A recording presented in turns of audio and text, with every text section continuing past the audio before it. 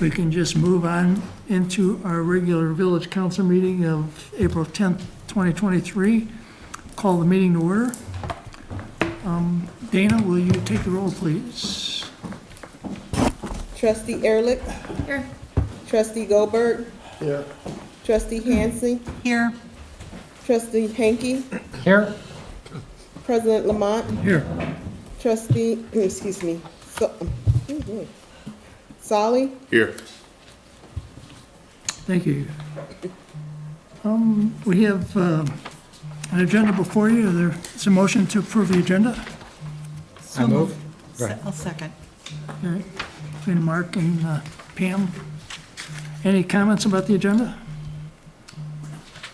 All in favor of adopting the, oh, I have one question. So I was just going through the last, our minutes for the last meeting. There were two subcommittees we discussed. We discussed a bicentennial subcommittee.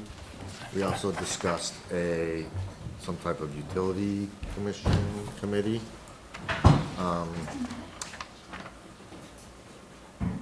And again, these are kind of one of the reasons why I like having the minutes before our legal meeting. But I know we have a big agenda. I just kind of want to get that out there, that if we don't get it on now, that we haven't forgotten those items and that we get that on the agenda for next month. bicentennial, what was the second one? A utility commission, For a public utility public commission. There was utility. a discussion about that. Right, we were gonna, that one, we were gonna discuss what the Scope. scope and confines of that would be. The bicentennial was at the suggestion of Ann and Jeff. And I don't think there's urgency on that one to do it this month. I just didn't want to let that slip through the cracks. Okay. And let's try and get that on for next month. So these are for the legal committee meeting for next month. Let's make sure we pick these up. So that doesn't. So no, I'm not asking to include those in the agenda because Okay. we're pretty busy right now. Any other comments on the agenda? All in favor of adopting it? Aye? Aye.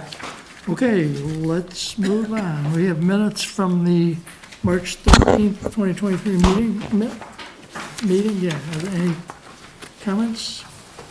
Would you want to do a motion? Sure, So we let's can- do the motion to approve the minutes. So moved. I'll Second? Second. I have a comment, it's actually tagging off of what you said, David. I was concerned that in reading the minutes on the section at the end of the meeting on the discussion of the commission, the Utilities Commission, there was no action item. And I would like to ask Dana to write down what the actions were. Unfortunately, they weren't very clear. I looked at the video. One action was that, I think, David, you had made a comment, you were going to send out some sort of form so people can sign up, but that didn't make it into the minutes. Yep. And the other one, the other action was, I had it in an email I sent and I forgot to print it off for myself, that we were going to, well, that's the one I remember, the Utility Commission, you wanted to push that out a bit. So I think my recommendation is, can we put an action item with every agenda item so that even though we discussed it, if there's some actions, that's going to deal with some of that accountability I think you were looking for Yeah, last so month as well. I think, to your point, if we don't have a vote, at least have an action item as a Yeah. takeaway. That makes sense to me.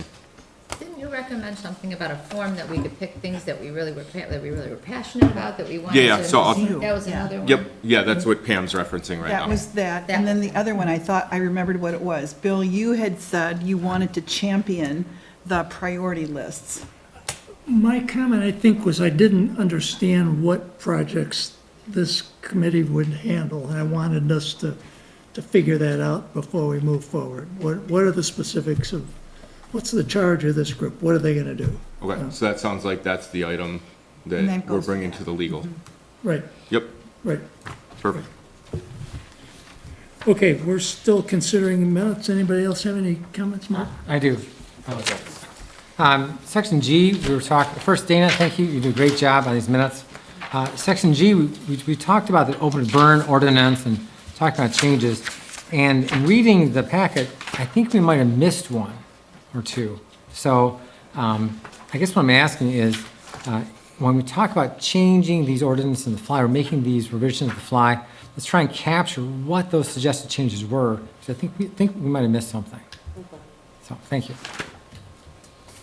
So are you proposing a change, or? I'm not proposing a change, I'm just in the future, as we, we kind of made some agreements amongst ourselves to 3 or 4 points. Okay, And I think we might have missed one. okay. Any other comments? So- I personally like the direction that the minutes in general are going though. I agree. They're sticking to what transpired, what we discussed. If items are missed, that's what the purpose of this is. Yeah. But this now gives someone a simple place to go back and see what was discussed.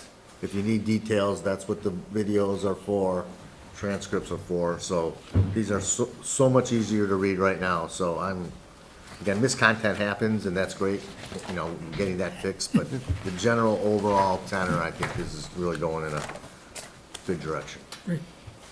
Any other comments? All in favor of approving the minutes as written? Aye. Aye. Opposed? Okay, minutes approved. Next item on the agenda, public requests and comments. We ask that you step up to the microphone and identify yourself, and we'll give you 3 minutes to talk about whatever you'd like to talk about.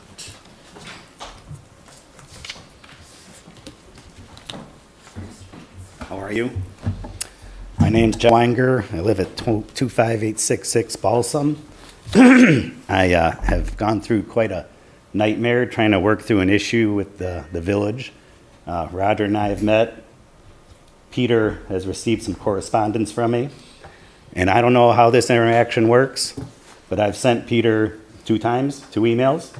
And Peter, have you responded? I forwarded it to the appropriate authority. Could you at least respond to say I have forwarded it to the appropriate authority? Council has a policy that they only engage attorney on their approval or whether the administrator does. I cannot respond to individual citizens and their requests. Okay, so it's very unusual. As quick as I can make this, I'd like to be able to send a packet to each and every one of you. I don't know if this, how appropriate it is. I don't know how this works. All I know is a home has been built next to me.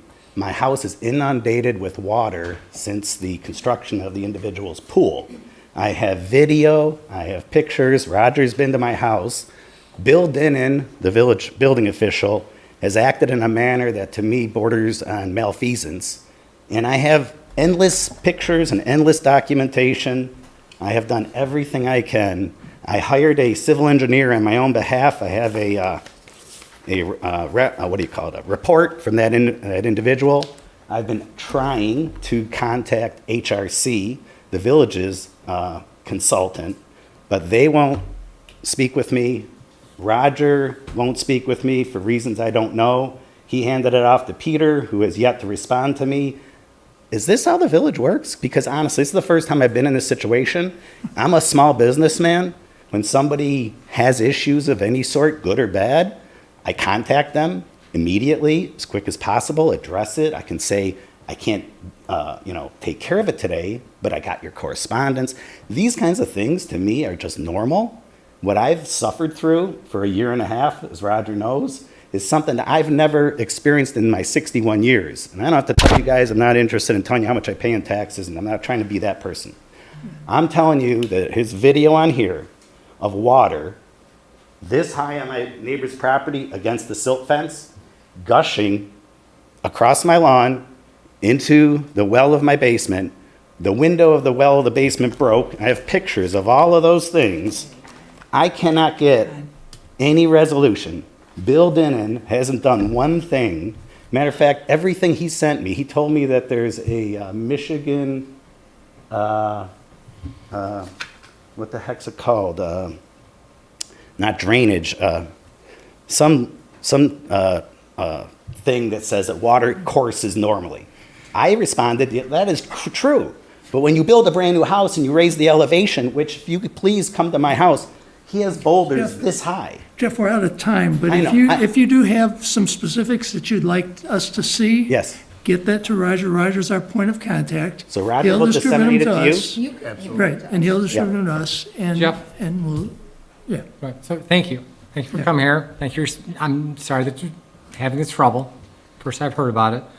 Can you give us your address Yeah, give us your again? Yes, Yes, again. 25866 Balsam. Peter has a video on his email. I'll be happy to send packages to you. Please do. Paul. Give them to I'm not here Roger. to take up Roger will your get them time. to From us. him. I'm just Yeah. asking, Or you this can is the see thing. it now. This is our. Can I just add one thing? I've heard this like word that's endlessly said, transparency, transparency in government. Just understand, I have suffered the absolute opposite of that. Okay, And it that's- really is disappointing to That's me. disappointing to hear, but Yes, I'm please- hoping we can resolve it. Okay. And hopefully thank we you can. all. I Thank look you forward to for- hearing. Thank you, sir. Thank you. Okay. My God. Any other public comments?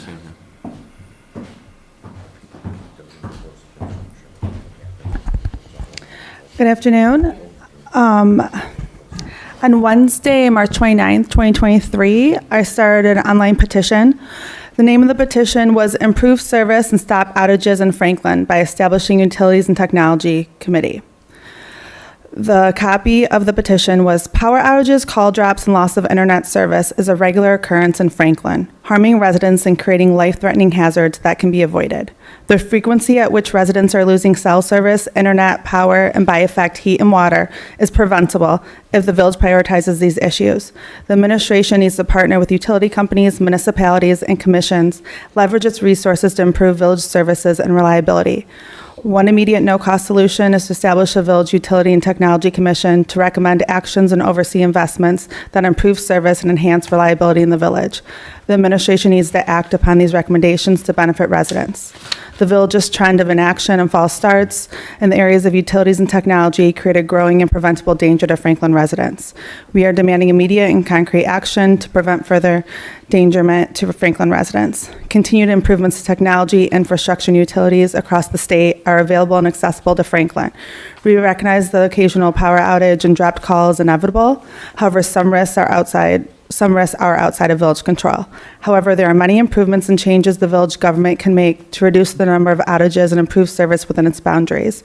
We implore the village government to engage, communicate, and serve its residents by working tirelessly to address the technology and utility gaps within our village.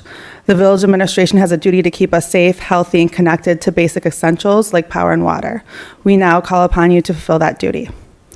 The goals and scope of the committee and requested action: to provide policy direction, oversight, and to deliberate, drive, and make recommendations on matters related to village technology, planning, implementation, and organization relating to the village's digital presence, technology priorities and initiatives, utilities infrastructure, strategy, and decisions. Identify and pursue technology and energy grants. Coordinate and communicate with utilities, service providers, public entities, and other stakeholders on efforts and remediation approaches, and share and leverage resources, best practices, data, and trainings to improve Franklin residents' experience. I sent a text message from my phone 11 days ago, and we have 137 Franklin residents signing on to this petition. Examples of the lack of focused effort in the committee to drive initiatives related to technologies is what was the value and the ROI on the water survey that was launched in 2021? What is the strategy to improve cell service for Franklin residents? We're missing out on opportunities for residents to remotely participate in council, planning, and zoning board meetings. What is the village's emergency communications plan? Does the village have the ability to send emergency text alerts to notify residents when lights at intersections are out, when planned maintenance is scheduled that will cut off power and water, notification to residents when power is out and expected restoration time? Funding for outage prevention and grid resilience is a $7.5 million award to the state of Michigan every year for 5 years. Townships such as Shelby Township submitted a response to the RFP requesting money for EV charging stations, which I know was a priority of Franklin. Did we submit an RFP in response to that money? Request from the administration is to give an update at every council meeting on matters related to utilities and technology and establish said committee. Thank you. Thank you. Any other public comments?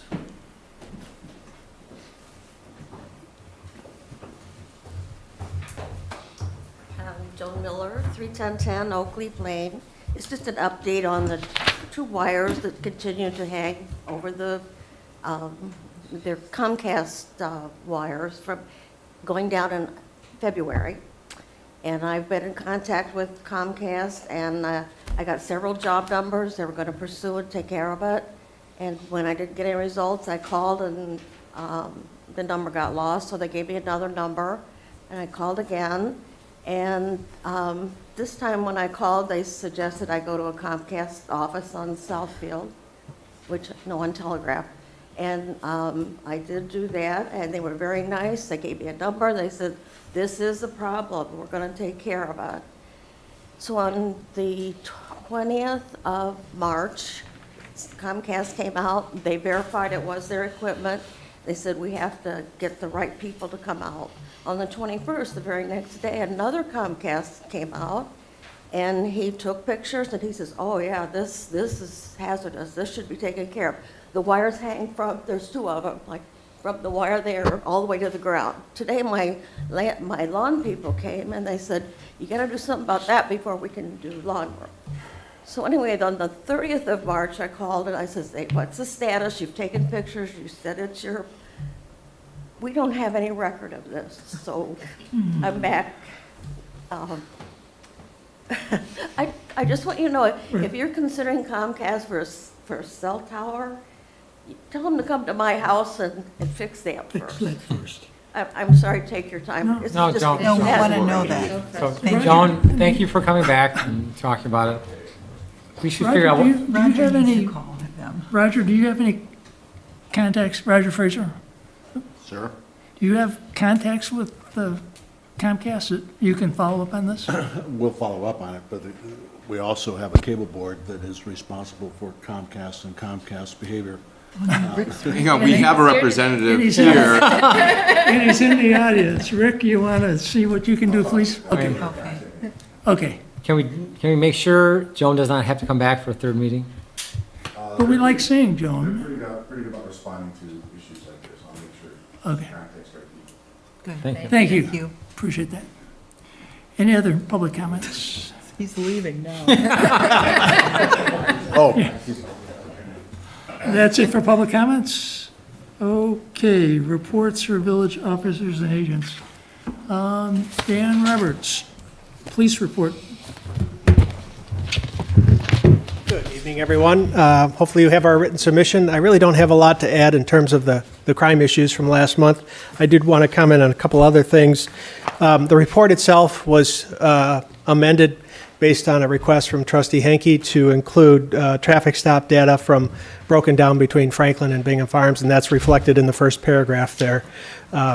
It's kind of, it's not as simple as it looks, just because a traffic stop is not exactly equate to tickets. So traffic stops can be verbal warnings, for example. They don't have to be written a ticket. And just because somebody is stopped on a traffic stop, say they get stopped for speeding violation, they may end up getting also a violation for not having their license with them or not having proof of insurance or something like that. So it doesn't always equate equally to the number of tickets written. So in case you're going through and the numbers don't match up, that's why. There's a lot of nuances to it. And so if you ever have any questions about that, just give me a call and I'll be able. Telegraph Road is Bingham Farms. Telegraph Road is Bingham I'm Farms. surprised that it's not, the Bingham Farms numbers aren't a lot higher. Correct. where, the traffic stops in Franklin, where is it, where are they, Wellington Scenic, where are we? No, I would say vast majority are on Franklin Road. Inkster I know. Inkster is a racetrack, and so we sit on Inkster quite a bit. But Franklin Road and Inkster are probably the two biggest ones that we have an Can issue you with. prioritize scenic and Franklin? Can you do that? No. All the residents want us to target their street that they live on, so. So anyway, we did upgrade that, but if you have any questions about that, please feel free to give me a call at the station. I'll be glad to answer that for you. I know there were some mentions made earlier about DTE, and you all are probably going to discuss that tonight. I just did want to mention, there was an article in the Free Press a couple of weeks ago. I don't know if you all saw it on a Sunday, big article about DTE and their response times and everything else. Well, on page 2 of that article was a half-page print of Franklin Police Department out on 13 Mile shutting down traffic for a line that was across the road. I So missed that. It was a very well-done article about DTE and how it compares to other states in terms of their power providers, so you might want to take a look at that. It might be important for you because it does not paint DTE in a good light when compared to other states. But the best part for us was the cool picture of our sergeant out there with the police truck and shutting down 13 Mile with the snowstorm, the snow on the trees and all kinds of things. So we actually got permission from the photographer for the Free Press, and she sent it to us, and we're going to frame it and put it in our stations. 'Cause Nice. it's pretty cool picture. And it's in the newsletter. Okay. When did that? Oh, is it? Oh, okay, good. Oh, thank you. I appreciate that.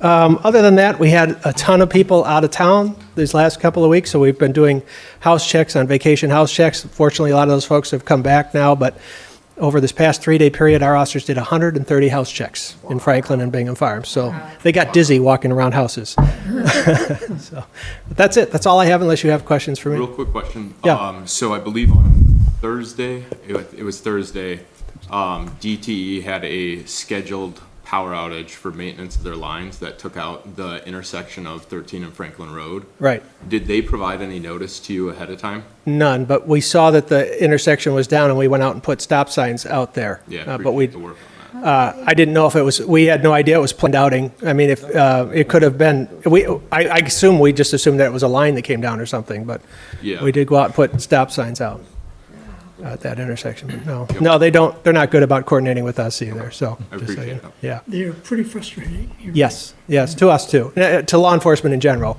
They give us a separate law enforcement number to report things, but it really is, at the end of the day, not much better than anybody else's, so.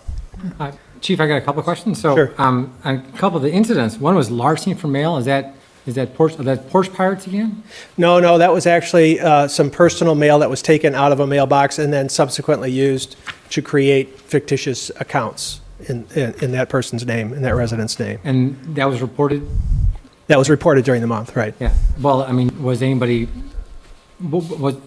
found? There was no loss that was suffered in that particular one because the credit companies caught it and stopped anything that happened there, so. Very good. And there's also vehicle theft, UDAA, which I don't know what that is. Yeah, it's the legal term for stealing a car, unlawful driving away of an auto. It's the Michigan statute for a stolen car, and that was taken from one of the buildings in Bingham Farms. Yeah, that's the S district, I see. Yes. And then lastly, I see a dog at large. It says a person with the dog, so. Yeah, what triggers that? Multiple complaints on the same person. Yeah. This is a habitual offender that we have warned no less than a dozen times, and we had our fill of it and wrote that person a ticket. So that was it takes multiple offenses. Oh, to get to that point. That's- absolutely, yes. Okay, good. Then the last unusual one, thank you, intimidation with a 911 call. Yeah, I don't remember what that was. I'll have to look that up and get back to you. Thank you. Anything else for Dan? Good Thank- job, sir. Thank you very much. Thank you. All right, thank you. Is Tony here? No, he's not. He's out of town. All right, no fire department report. Lance, treasurer?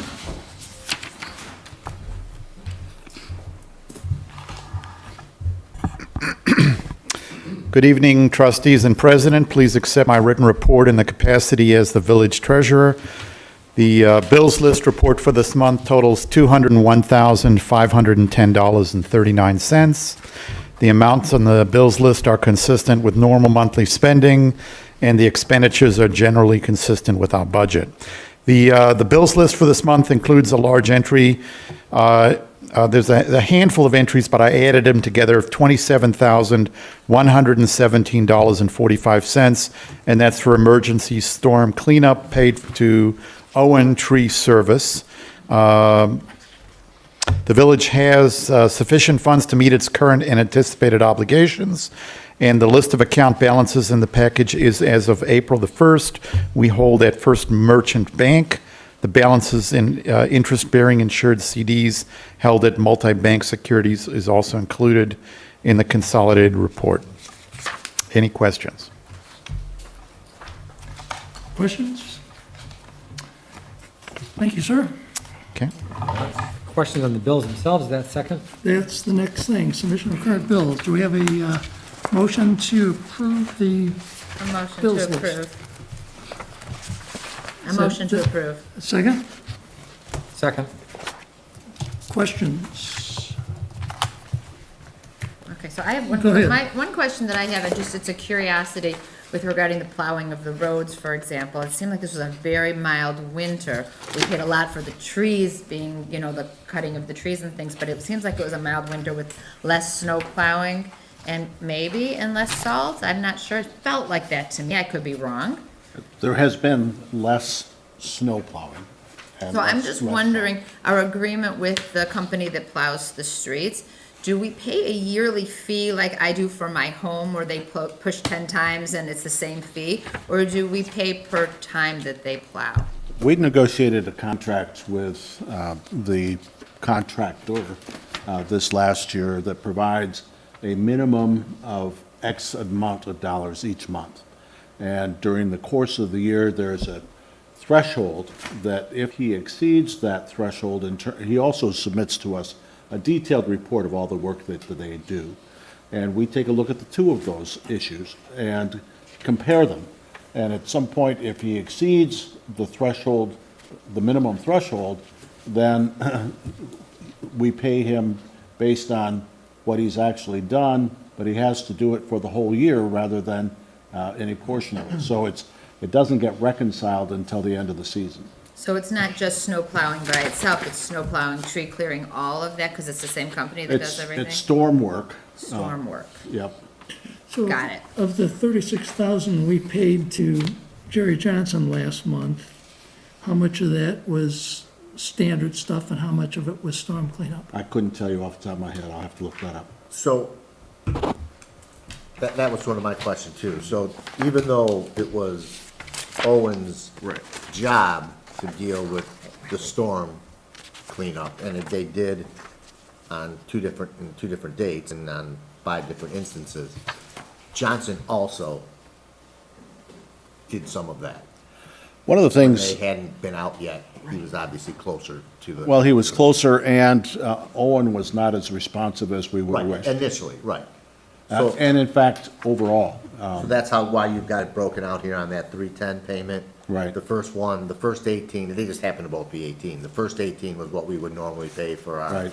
monthly landscaping, and the other was, so the 18 and 23, it's 41 and another 5, so it's gonna be almost 45, over 45,000. a lot of work that was done as a Right. consequence. Well, because again, we're trying to get our hands around it, we're also trying to get our hands around having this in the budget for the future, because again, this isn't reflected in what we just did for the last 6 months' budget. No. So when you say that Owen didn't do anything with regard to the storms, I didn't say that. okay, Slow. it's slow, and then to the extent of whatever, the amount, so for the ice storms, what was the services that they performed? Well, the primary reason that we have a contract with Owen was to, and our traditional provider asked to not be responsible for emergency response in the middle of the night. And that was what Owen was contracted to do. Our disappointment has been that we had difficulty getting a hold of Owen to respond to us during those emergencies. Right. Okay. And we've talked to him about it, but the fact is that Is there a resolution? I'm just asking because we have the 316 entries for 20,000, just over $20,000, and it's all with regard to emergency. So if they failed to perform emergency services, that's why I'm asking what they rendered. I'd have to go back and look at those details. But the fact is that they were in town during the time of cleanup. And when we still had streets that were covered with trees and that sort of thing. It's not that they weren't here. Just weren't here the first night. And it was the reliability of their service. Okay. Right. The whole idea wasn't to hire them to come back and eventually clean it up. We got that covered. We need Right. them to be there when it's the middle of the night, and we need them immediately. Correct. So And I- is there a resolution on that for the future? Are they gonna be more responsive? They're gonna be? I can't answer that Yeah, yet. I mean, We're going to have a hearty conversation about You that. haven't had that yet. We need to have that conversation and figure that Yeah. out. Right. One thing I do want to say, though, is that Johnson Landscaping has been wonderfully responsive Yeah. And I believe that they've kicked butt in terms of getting out there, having people in place, having their equipment in shape, and being able to take on a whole bunch of stuff. And our interaction with Johnson Landscaping during this has been great. Yeah, there's no questions against Johnson. He specifically asked us, I don't want to have to do that service, hire someone else. We did, and they don't do their job, then it's not on Jerry by any stretch. Well, in the night of the storm that devastated the village, and we had trees down and roads blocked all over the place, Dan was out with a chainsaw himself, so was Tony, and so was Jerry. Understood. They, actually, some of his folks worked 24 hours straight. Yeah, this is an Owens Right. Tree Service contract analysis, and to hire someone that's too busy to do the job that they're to do, so we get the bottom of the barrel, means get someone else. Yep, got that. I think that might open us up to rebid. If I recall, it's a 3-year contract. And if they can't provide the service, Right, till you're- they can't fulfill. So I think we should consider some different plan next I year. do too. Because shame on us if we let it go for a second year. Sure. Agreed. Well, This is our I first think- time, and they failed. So I would add to our list of things to do, is let's reconsider that a new supplier next year. That's certainly on my list of things to do. Good, Good. excellent. I just have a couple things. Go ahead. So I see that the nice generator we installed last year, we paid $380 to top off oil. So I'm sorry?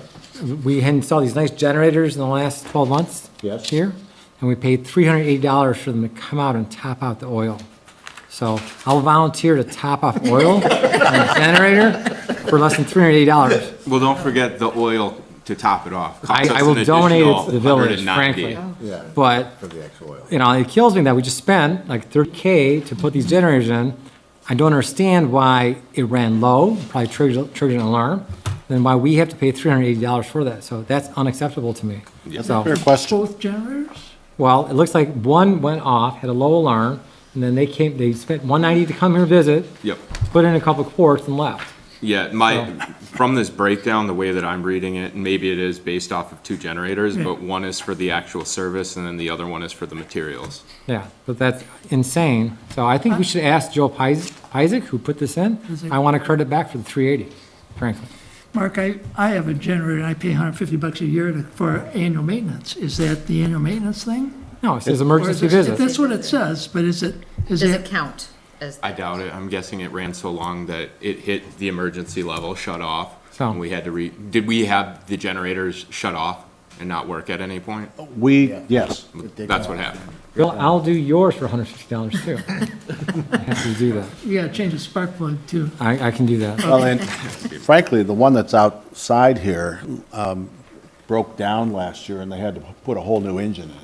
Oh my God, it's brand new. And they did not It's brand charge us new. for that. Pardon? They didn't charge us for No. that because it was brand new Under warranty. warranty. Good, Yep. good. Mark, do you have other questions? I have one more. Yep. So I see a few lines down on 324, we got a CDBG reimbursement. So did Next not spend the money? How do we get $350,000 back from Next? They didn't spend it. So, Well, this year we did not from the CDBG funds, none of our CDBG went next, I believe. well, but this is a credit from last year. Yeah. This is last So, year's stuff. I'm gonna remember this next year, because they come here asking for money, they don't spend it. No, this is an This is us expense. giving them the This is- $3,500 we gave them the money from last year. I'm sorry, I read backwards. All right, very good. I read it We backwards. split it These are all between- expenditures. All right, I read it backwards. Right. I mean, very good. right. I have a couple of questions Sure. on this. So, 310 entry, second page essentially. The 400 for copier lease, so do we lease the copier in the village Yes. to the tune of 400 a month? No, I don't believe it's 400 a month, but I couldn't tell you the exact period. Okay. And does that come with maintenance to Yes. it? Does come with maintenance to it. One of the things, I don't know that it's hooked up to like the internet, to be able to use the scanner to scan documents out if needed. That might be something as part of their maintenance, have them do. I believe that when we scan, we do it from our laptops, and the computers can produce an electronic file that goes back to the copy, or the machine, and we send it out along with information or whatever else. So you have an attachment to your laptop to scan? We can do it, we send it to the computer to scan. It scans and sends the data back to the computer. I'm not following. I've noticed that $400 is bothering me. Just every time using I your see it. scanner at home. Where But, does no, Your computer's that's, hooked up to the- that's the scanner, that's what I'm saying. Right. Yeah. That does And not, the computer's hooked up to this, okay, so I had to scan a document for the village, I tried to send it to my email, and it said, it wasn't able to do that. because you had to be at Dana's computer to get in the email. Be part of our network. Okay, It won't scan to an email, it scans to a computer. yeah, okay. All right, that makes sense. But I've noticed the $400 Yes. every month too, and it bothers me. That's a lot of money, I think. Well, what would it cost to just To buy just it buy and the have it printer. maintained, buy the machine? Or a copier. And do we get a new machine every so often? Do they? Yes. Yeah, that's what I figured as part of the lease Right. process, like a car, Right. once the new models come out. But regardless, we should look at, if that's not monthly, what are we paying on it? What is the cost of one of these machines? So, Leader Business Systems is owned by Carl Leader, who's a village resident, and we've gotten super prices from that. Oh, yeah, it's not a question of but we that. can still do the Super due diligence. prices. And, yep, We could easily sell it to us, too. Yep. I don't know which is better for us. Yeah. okay. Anything else? Yeah, one other thing. Well, there's a duplicate on here. So 3/24/23 Comcast Internet to Krieger, $201.45, and then that is listed on 3/16/2023 for the same amount. Both of them are March of 2023 for internet. And one's to different places? No, they're both Krieger House. So I just don't know why they're billed at separate places, or why it appears twice. Which ones were those? Yeah, the first one is 3/16/2023, See Okay. it now. Comcast, the number is 487E. And then the second one is 3/24/2023, 493E Comcast Internet to Krieger House, March 2023, Great. billed to the same amount.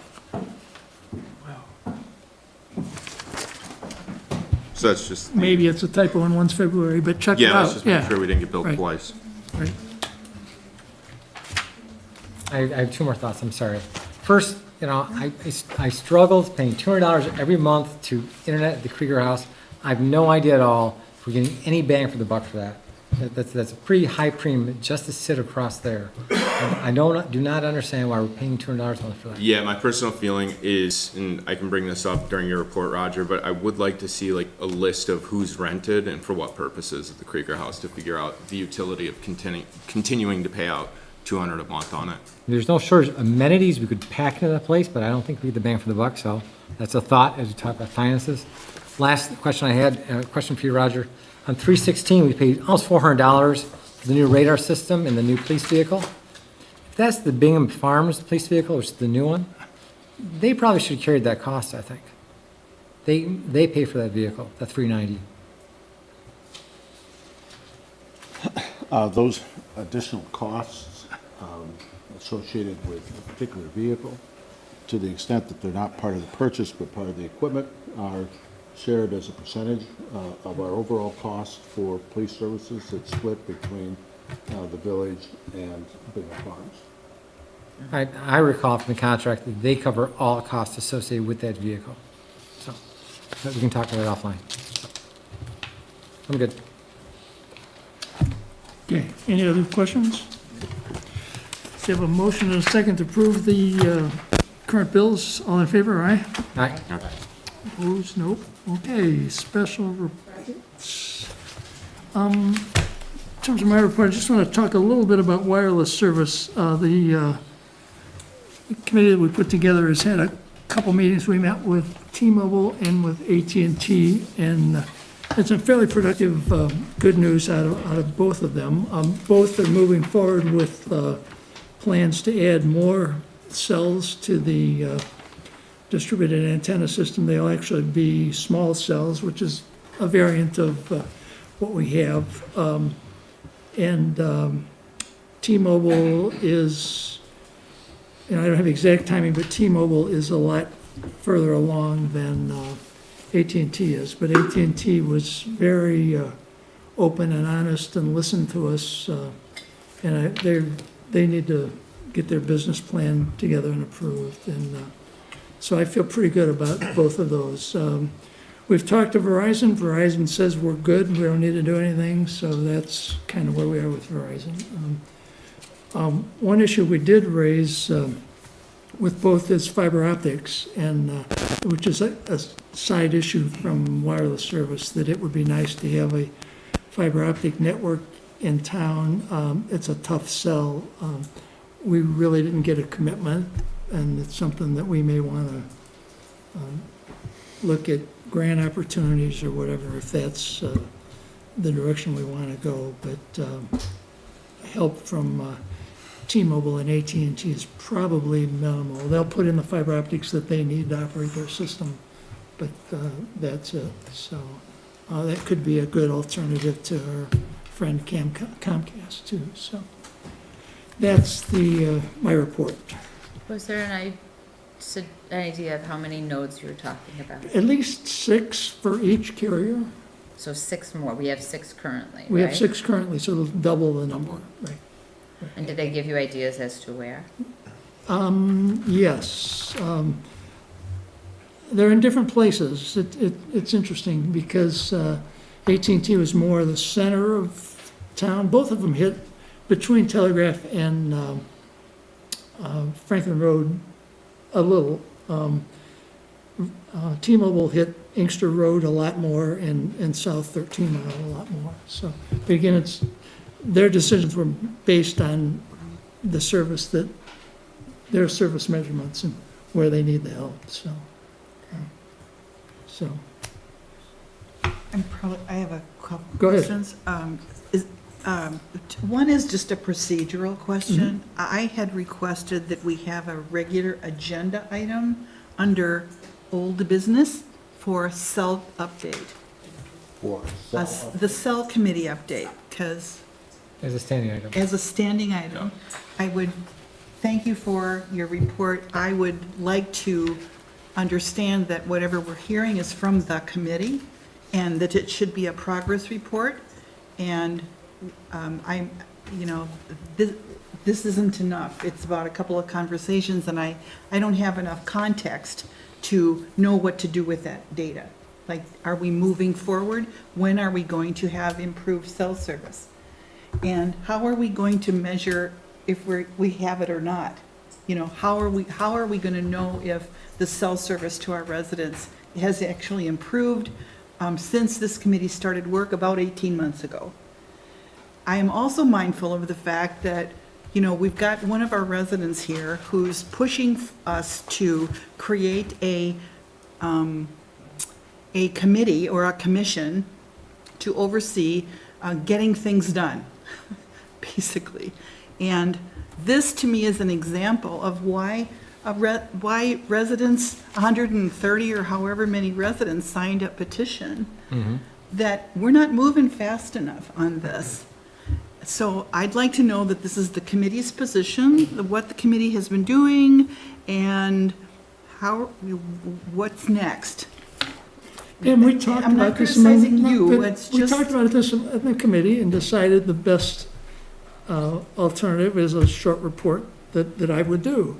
The other committee members are certainly welcome to chime in, and I would support- David, and I would support a standing item on here with, I'm all for it.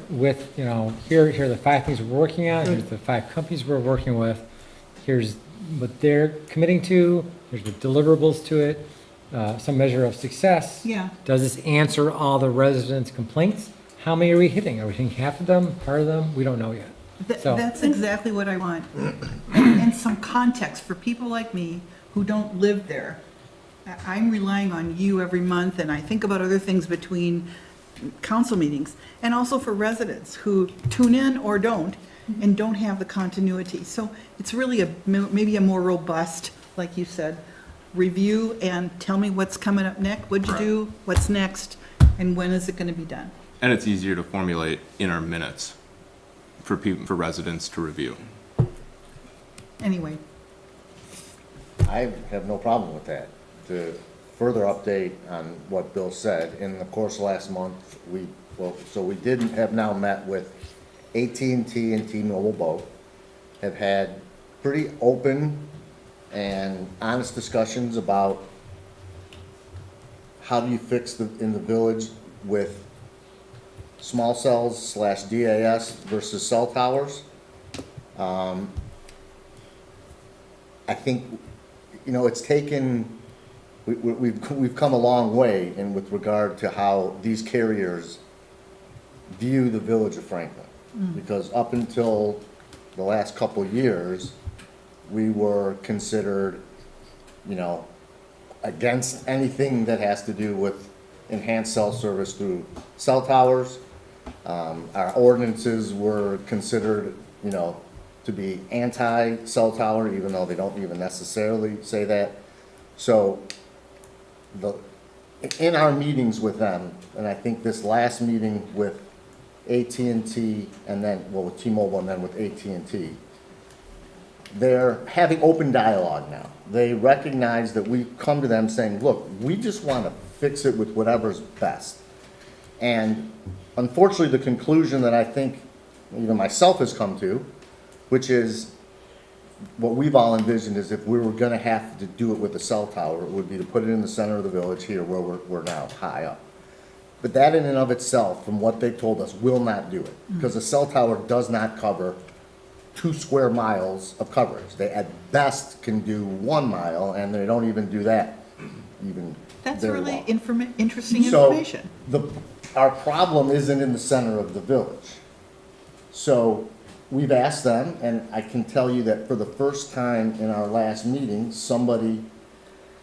we had 3 gentlemen from AT&T. And again, I'm finally feeling that they're like openly speaking with us as opposed to speaking in this code.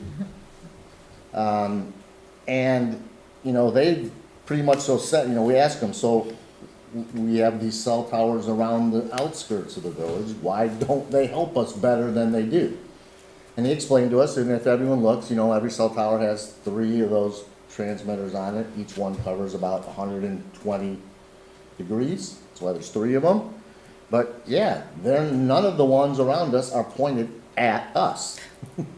They're pointed at the areas that they're designed to service. So we could put one in the village that pointed directly at us, and we've asked them, hey, can you tweak it a little and have it kind of face us? And that was what somebody had mentioned to us that we discussed at the last meeting. So this guy from AT&T really explained to us, yeah, it's covering 120 degrees, but it's parabolic, and if you're at the outside of the angle and not on the end, it affects us more. They have also, really educated us on their, I guess, willingness to engage we call it a DAS system, which is what we have now, which are those cones on an on a traditional telephone pole. We've been driving around looking at the various things that they have in other areas. And what I think we're transitioning to, and what this last thing from T-Mobile showed us where they plan on either both replacing the existing DAS nodes and then adding new small cells, is I think the hybrid of what we're going to get is going to be a small cell system. And a small cell system is essentially, I want to call it a hybrid in the sense of it's higher up. So instead of being in the 30-foot range, it's going to be more in the 50 or 60-foot range. But it'll still be on a telephone pole. So you'll still see telephone pole. The telephone pole will just go higher. It'll still have a thing at the top. It'll be white, maybe a little brighter white than the sort of the cone that's kind of that nasty, it's faded colored cones that we have. But they believe that those small cells, they cover even a bigger area. We've been dealing with the whole health concern thing of things. We believe that at least if we were able to keep them on telephone pole looking things, so that when you drive down the street, you still only see a telephone pole, not some metal structure. And pushing that higher up would hopefully help. Those concerns, although even the carriers themselves say those are minimal, but we still have to address them, that they're out there. So that pushes things higher in the air. And we now have T-Mobile, which just sent Bill literally 2 days ago after our meeting with them about a month and a half ago, hey, here's what we're now doing. We're doing all these, they're really hammering Inkster Road, they're doing a little on Northwestern Telegraph, 2 in the village. The fact that they're doing that now allows us to say, yeah, guys, based on what we saw, maybe if you did like 3 in the village, added, 2 more to cover 1 over here and 1 over there, we should maybe get full coverage, better coverage from them. So T-Mobile is definitely the most engaged right now. AT&T, who we just met with, was the most transparent that they've ever been, and fully acknowledged that they're willing to work with us on a small cell system. I'm not really getting, the AT&T people discussed a lot about federal money and state money that was now available, usually on like a 75-25% deal. So that is definitely something that we should look into if we only have to potentially pony up 25% of certain costs. So I would say that we're finally seeing some progress from T-Mobile and AT&T. Bill is correct. Verizon remains very staunch, very pragmatic in the sense of we know what we know and we don't really care what you think, or we don't think that what you're telling us really is correct. When we would show our data to the other carriers, they'd say, yeah, that kind of jives up with what we have. Yeah, we definitely, get better service around those nodes. So it's pretty clear that those nodes do work. We just need more of them and to kind of cover more area. Unless something drastically changes, I'm going to say we're probably not going to be pursuing a cell tower in the center of Franklin, as long as these carriers are willing to continue on this path of helping us get it fixed this way, and not saying, well, if you do it that way, you have to pay for it. Yeah, I hear that. The chances that they're gonna put in, we talked about the cell towers where we're not in the coverage zone so much. Did they further say that they would be interested, be willing to do that, to fix the angle directed towards us? Haven't had that dialogue with them, and A lot of what they're doing that's is, going to convince them to convince those other areas to get lesser. They can't put another one in? most of their customers are on Telegraph Road or Northwestern. That's where they make their money. And that's where they're Makes focusing those And signals. we I understand. benefit from being close to those 2 roads, but we're not the central focus. I would be shocked if they make big changes in the I don't the think It this. seems like, why can't you add another one? If there's 3 of them up I'm there, not- why can't they put a 4th one? We can raise that issue. I would love to talk about it. Because T-Mobile is the furthest along, have they delivered any ETAs to Nope, Progress? nobody's talking ETAs yet. Okay. And one last question or comment. A part of our discussion last month was that Bloomfield, a new revelation at the time was that Bloomfield Township had DAS nodes and had like 34 of them or something, and we had 6. Did somebody was going to follow up with them to find out how it was working? Did anybody have a chance to do that and talk with them? Pete was into that one. So I did speak with Andrea, their Deputy Director of Planning. So her focus was mainly with what their ordinance says, and I do have copies of the ordinance, and I've read them. That was one of the questions I asked AT&T, if they're familiar with the Bloomfield ordinance, since they were active there not too long ago. But the real question that I would love to get more information on would be how did it come about? We're still dealing with that issue of motivating them to come and do this. And I wasn't able to get the backstory on, did they just appear and ask to put in towers, and well, they were actually small cells. But I do have a lot of information on what their ordinances are like. Oh, So thank you. They have about 15 DAS towers that were put in exactly the same time ours are put in 2011, I think it was.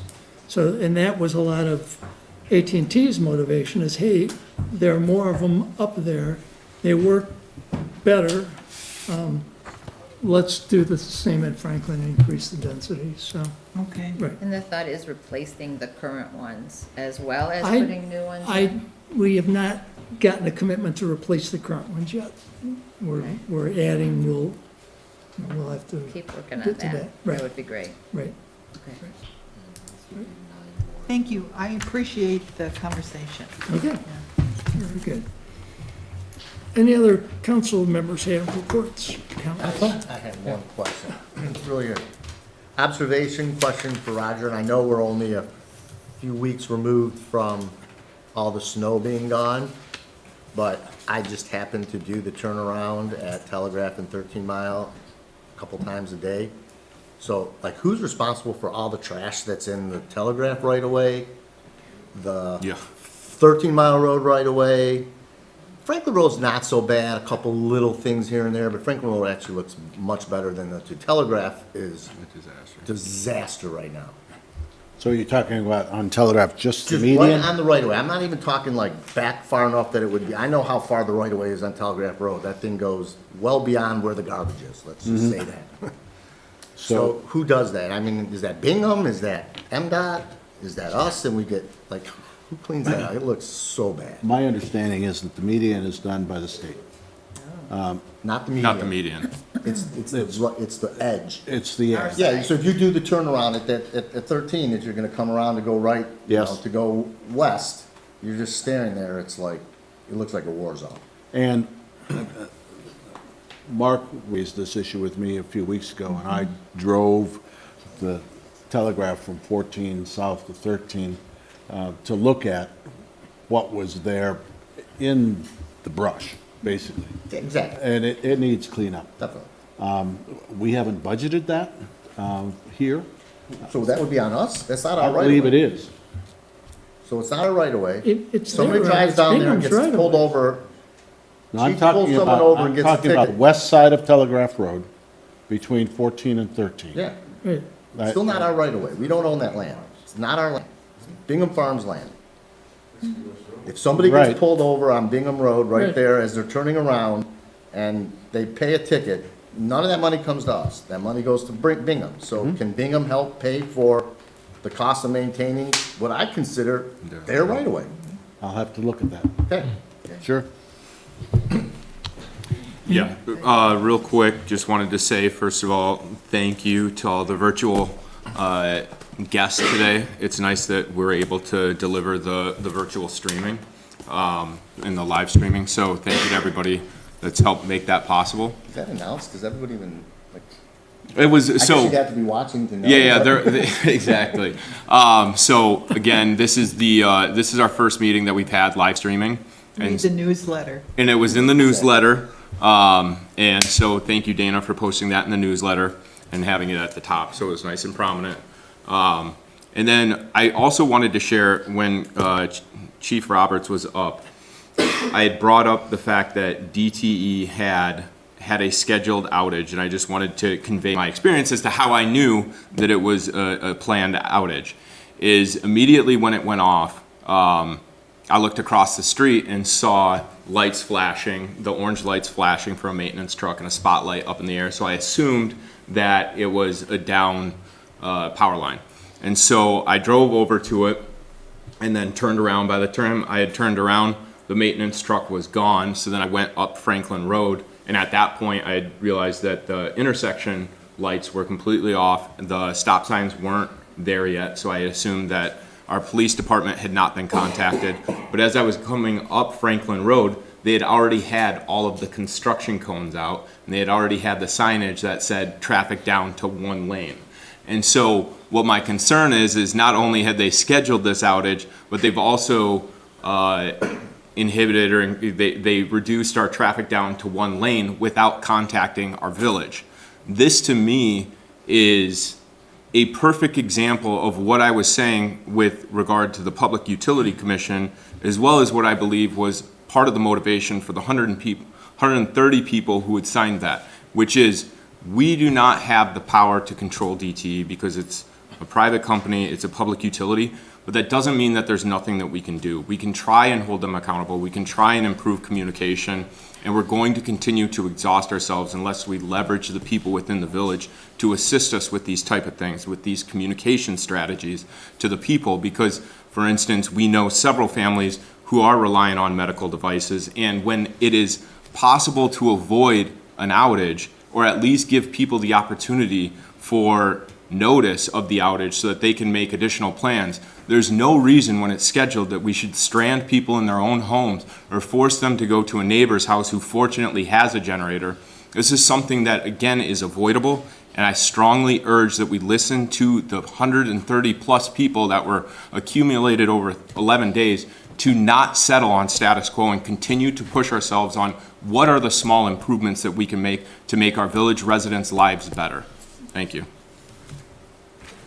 I have one issue. So, and Roger, I'm not looking for an answer right now, but I heard Jeff come up and speak earlier, upset about what's happening in his home. Sounds like he's been complaining for a long time. Some communication between yourself and Peter and Bill Dinnan.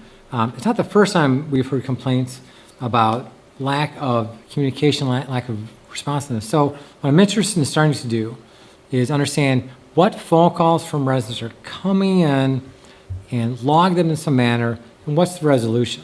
Because frankly, this first I had heard about this issue, but obviously it's been going on for a year and a half or so. So I'm interested in, not tonight, but next month, how can we better log and track complaints from residents, that we have that we get our arms around it, about what's going wrong. And I'm not looking for an answer now, but let's address it next month. Mark, to that point, again, it came up in our workshop last month. And again, it is a delicate balance of not micromanaging the staff, but at the same time, like the administrator report, if we're not getting updates of what the complaints are coming in, then the administrative report would be a great opportunity for once a month, like, here is what we're hearing, so that we can be mindful. And maybe it needs to be before then, because then they have to wait another month before we can even have a discussion on council. But I'm totally with you. No resident should have to come up here 100%. hoping for some help, so that's. And you can hear it in his voice. So what I'd like to do is have some sort of solution. You know, people are calling the office or calling Bill Dinnan, not being resolved. For every Jeff that stood up here tonight, there may be 10 more out there that are complaining and don't have the ability to come here. So we should figure out how to start tracking, get our arms around it. Let me just say this. Any citizen can come in and give you their own interpretation of what's happened without us necessarily taking them on in a public forum about the amount of time, effort, and work that we've done, money that we've spent, try to remedy their concerns.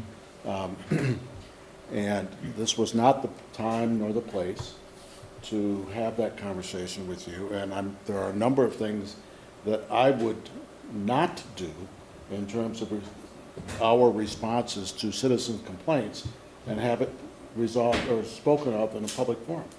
I wouldn't do it. That's totally fine, but, you know. But you asked for, and you've asked for some sort of a litany on an ongoing basis of how we deal with citizen complaints.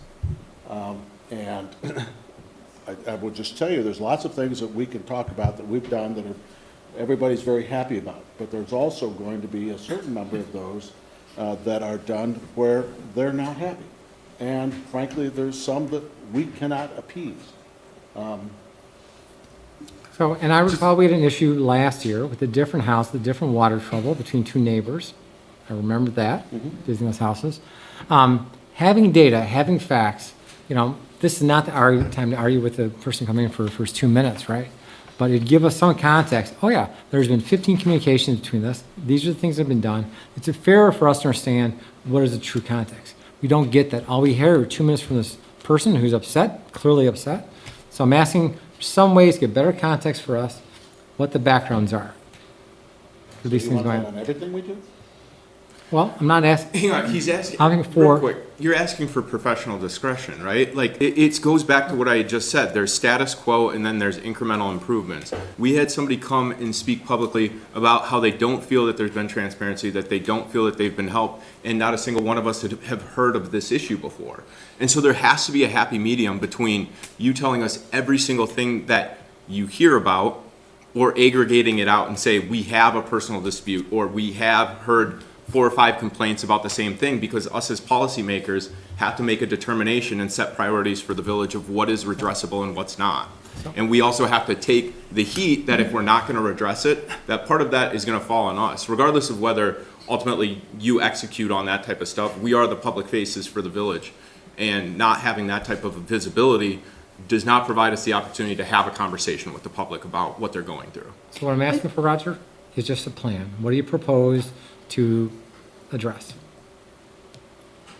That's fine. I Thank think you. what That's all we're I'm really asking. looking for is the issues that haven't been resolved and the potential problems. If they're resolved And and that's they're not what I'm happy, asking for. That's not what I'm asking for. Don't speak for me, please. I'm asking for Roger to make a plan. That's it. We have an unknown number of people coming and complaining. We don't know. And I want some context about what's going on. So I'll let you make a plan and we'll talk about it then. I don't, if it's resolved amicably and everyone's happy, let it go. Don't create a lot of work. That's not what I'm asking. I think That's you not are. what I'm asking. Okay. Bill, embedded in his plan could be what you're saying. He's just asking for a plan. Yeah. What works? Well, I understand the issue you're raising, but what about those of us that have been very satisfied with what they've done? I had an issue last week regarding water. I came in on Thursday, and by Friday morning, it got resolved. So, All right. No, But and that's that's why an great. overall log that did show everything would allow us to understand that, yes, maybe it is only 3% of the items that are slipping through the cracks or that people aren't happy about, so that then reflects better on Rogers. So yes, you're absolutely right, and I think That's that all exactly goes what I'm as part of the asking. plan. It isn't just to identify bad things going on, it is also help identify appropriate things that are going on. That's it, you know, I think. That is correct. You gotta balance it. You're never gonna hear the positive aspects, you're gonna hear the Absolutely, negative. you're 100% right. And I You don't think if hear you're complaints. gonna have that, the way you're talking about this report, I'm afraid it's gonna, like you say, we'll be able to judge Roger, and there's so many positive things they're doing. It could be So- as simple as just Wait a writing minute. it down on a list, and then that list is available to council. David is on the money. What are the things coming in, the good things, the bad things? We're gonna have 1% out of 10, 1% out of 50, I don't know. But if 49 out of 50 things resolved quickly in 24 hours, that is a fantastic measure of how we're performing. We have no measure yet. We just don't. I'm asking Roger what would that look like? What's the best way to portray how we're responding to our citizens? I don't know what that looks like, so I'm asking for a proposal. Okay, let's work on something, talk about next month, so. Okay.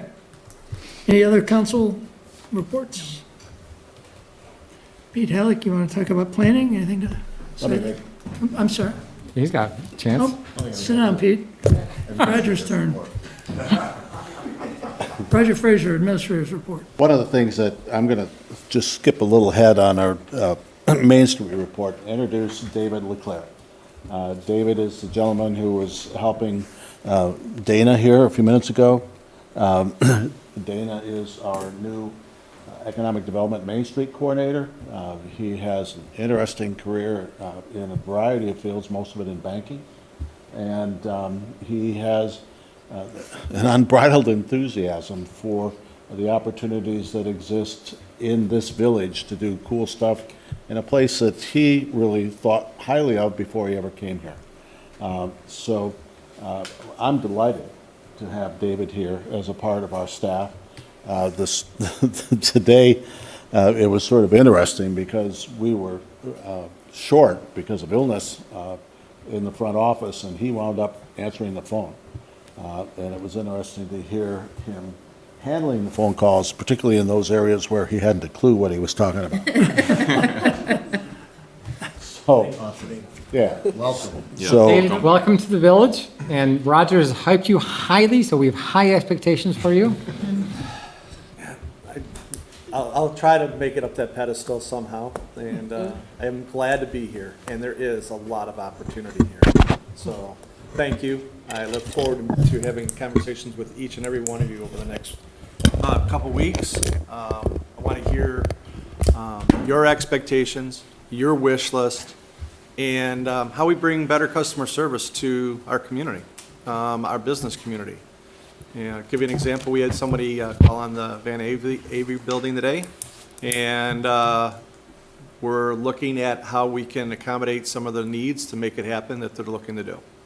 And so, sorry, it's not some of the establishments we're looking to bring, but that doesn't mean we're not going to bring all of the high-level items that we're looking for, like a market and a coffee shop, which is real high on my list, so they're looking for good coffee, so. Thank you. Very good. Okay, Roger said it. Yep. Now, Pete Halley, Planning Commission. So, good evening. I've got a small list of things I can update you on. You'll be doing your reading of the horse ordinance a little later, and we've made some language changes to that. Nothing really of substantive change. We also have the chicken and duck ordinance. We did do something significant there worth mentioning. There were language changes and also fence height parameters that we laid out. Essentially, we made them the same as we have for our garden enclosures, which is a fairly tall fence, but we felt that it's consistent and appropriate for a pen. Third, we have our burning ordinance, which we struck some language there. We eliminated the nuisance language. That made sure the fire pit was in the proper section. The one significant discussion we had was on the tree canopy. I guess our commission had concerns. We voted on this and felt that it was worth keeping in for safety reasons, that we should not have, it's not all burning, it's just leaf and branch burning should not be done under a canopy. And again, you know, we can amend that during your reading if you feel that that would be best taken out. I know that was the direction that we got from you. And after our discussion, the majority decision was to leave it in, see how you felt about it again. I guess it's potentially significant. We reviewed I did. the Wealth Track site plan for their revision, and in the process of doing that, it seems like they've sort of changed what they had on their plan, so we asked them to resubmit that, and Chris is going to work with them a little bit to see if they can define a little better what they want to do.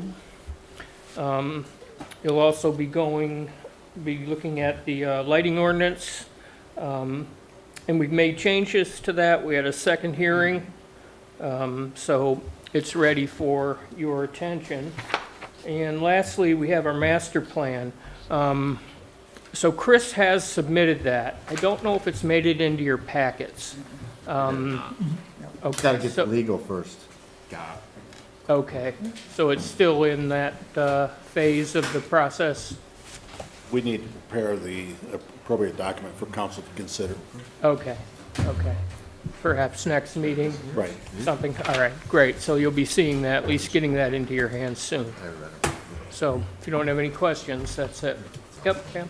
Thank you, Pete. I have a quick question that's just tangential to the master planning, master plan issue.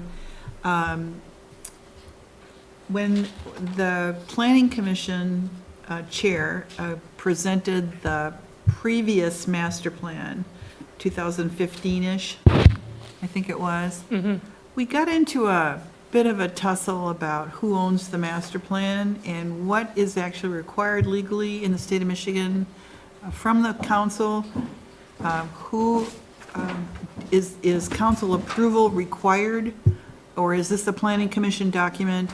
I don't know that that was actually ever resolved.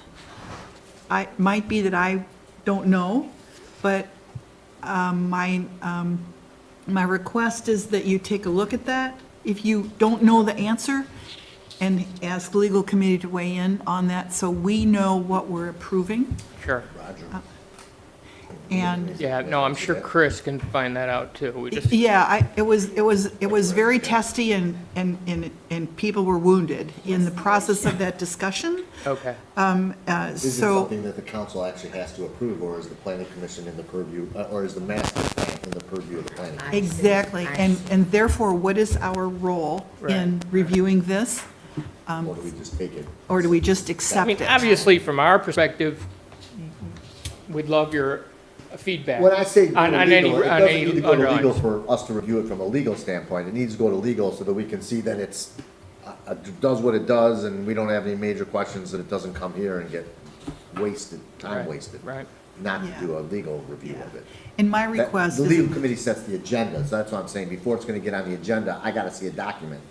We haven't seen the Right. document. yeah, Right, and right. I want enough time to review it, because it's a Correct, big, that's the point. If it's a huge document. thing, it's gonna not be, Yeah. we get our stuff on, we discussed the Monday before, it'll probably be the month after, so that Right. we can get it in people's hands for a whole month. exactly. And I mean, to make it easy, you know, it wasn't a major revision. It was a kind of a light go over, so everything's underlined. You'll be able to see any language that You is guys did a changed. great job vetting it out. It's just, if it's ready to go, yeah, just get it to legal, we'll get It's it on the there, agenda. yeah. Okay, We have to pick an agenda when it's, I'd like an answer to that question, because I don't want to spend a lot of time picking it apart if in fact our comments aren't really even Yeah. supposed to be there.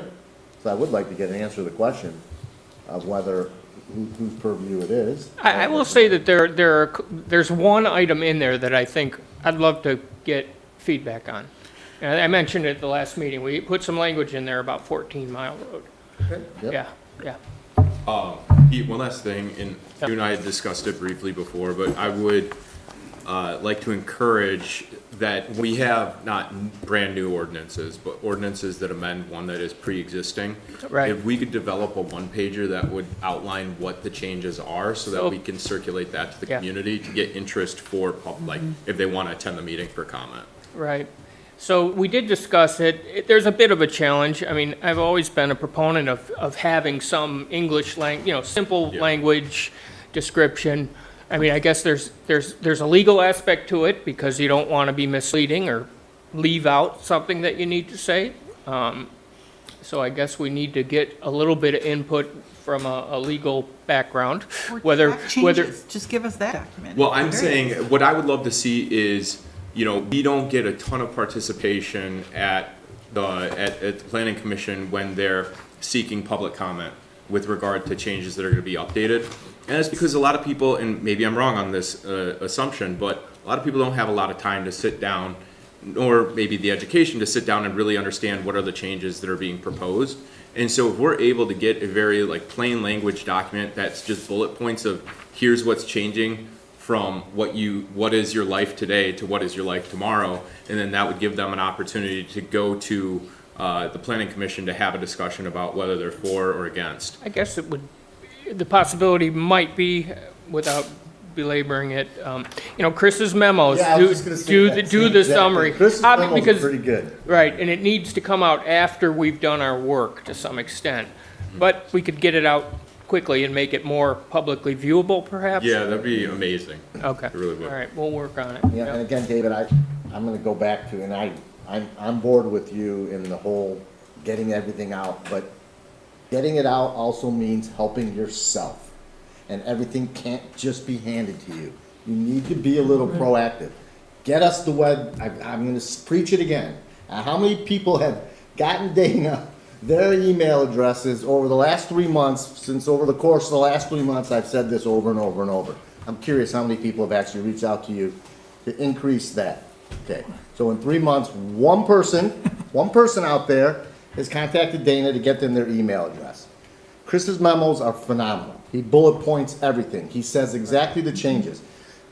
we don't always get the changes from the beginning to the end, which maybe, that might be something I think that would be helpful, is when we've got to the final document, and you can do it with Word, just do a comparison from original ordinance to final version, because we keep getting them as they're changing. Right. But those are all in the agendas online, they're in the minute packets online. Right, right.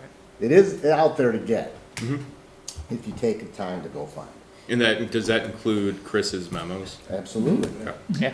But you know what, in the same vein, after we approve something, how do people know like that like what we've approved? I think that we have it like a little click on here to see. I would love to see, like, say we approve the duck and we have the garden and we have the horse. Say these are all approved. I'd love there to be something on the page that says, here are all the things that we've worked on. Click on these things and you can see these new ordinances that we have. Suddenly now horses are allowed in Franklin again when they really weren't.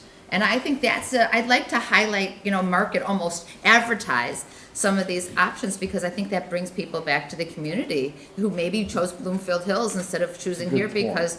because they could have horses and we can't. And that's a good point, and that's a great spot for your annual report, which I think has only been in place now for 2 years. Maybe work on getting that out That's true. sooner than already now in April of '23.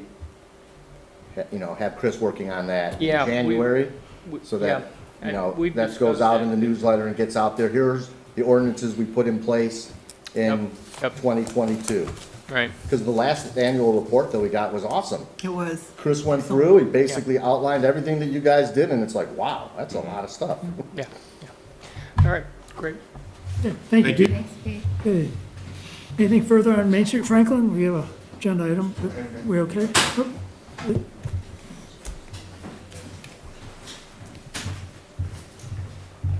Hello, I'm Lisa Dunn. I am a resident and business owner, and I also sit on the board of Main Street Franklin.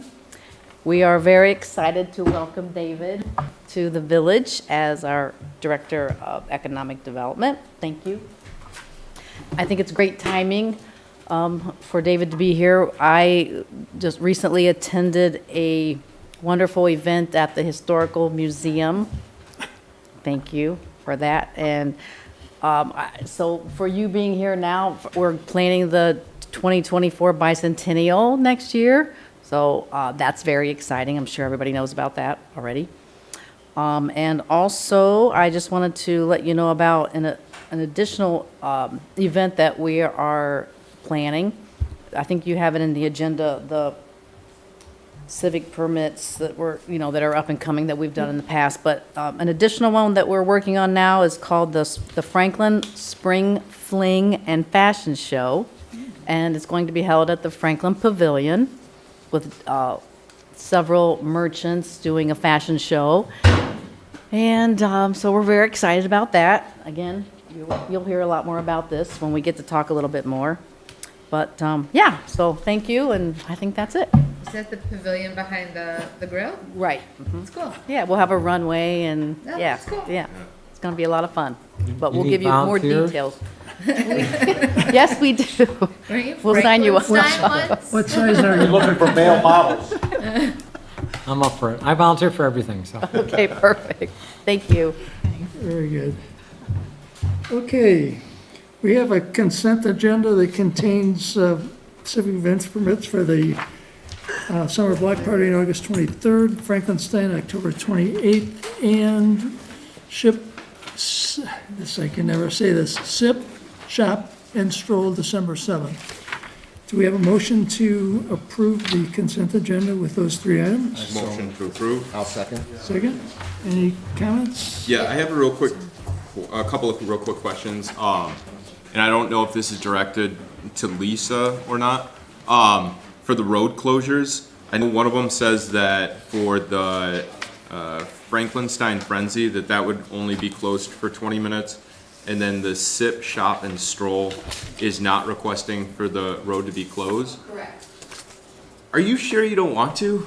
Because, I mean, honestly, with the 20 minutes, I want to make sure that people are able, you guys throw a wonderful event, and I don't want people to feel like they're being pushed to the side, and creating more, because the summer block party is such a wealth of community, right? Of people coming together and being on the road, not worrying about traffic. Franklin Stein Frenzy, tons of kids everywhere, not having to worry about your kids running off into the street and all of that. I don't want you all to feel that you can't request for those road closures. Well, the only one that will not have a road closure is Sip Shoppers Stroll. The other two will. Yep. Yes. But the Franklin Stein Frenzy is only 20 minutes, and I don't want to box you in. It's usually about 30 minutes. Okay. So, If I may. Yeah. So I was fortunate enough to talk with our police chief. It is a little difficult because of the time of the day when we're doing it. Okay. It is a very busy time of the day, and we don't have alternate road options. Yes, we do. yes. Yeah, So we do, we're yeah, gonna we do. keep it, but I'm actually gonna be working with Lisa. Oh, who changes. does it for We've done this for years. Look We can do at this. how we can do that much more efficiently Okay. and make it even a safer event. David? We've already been talking with the library about moving some of the things that they do over here afterwards with the kids, possibly behind the bank, Yeah. and keeping that condensed. Right. Because we want to keep it as safe as possible, and we want to use our fabulous Absolutely. village, Main Street.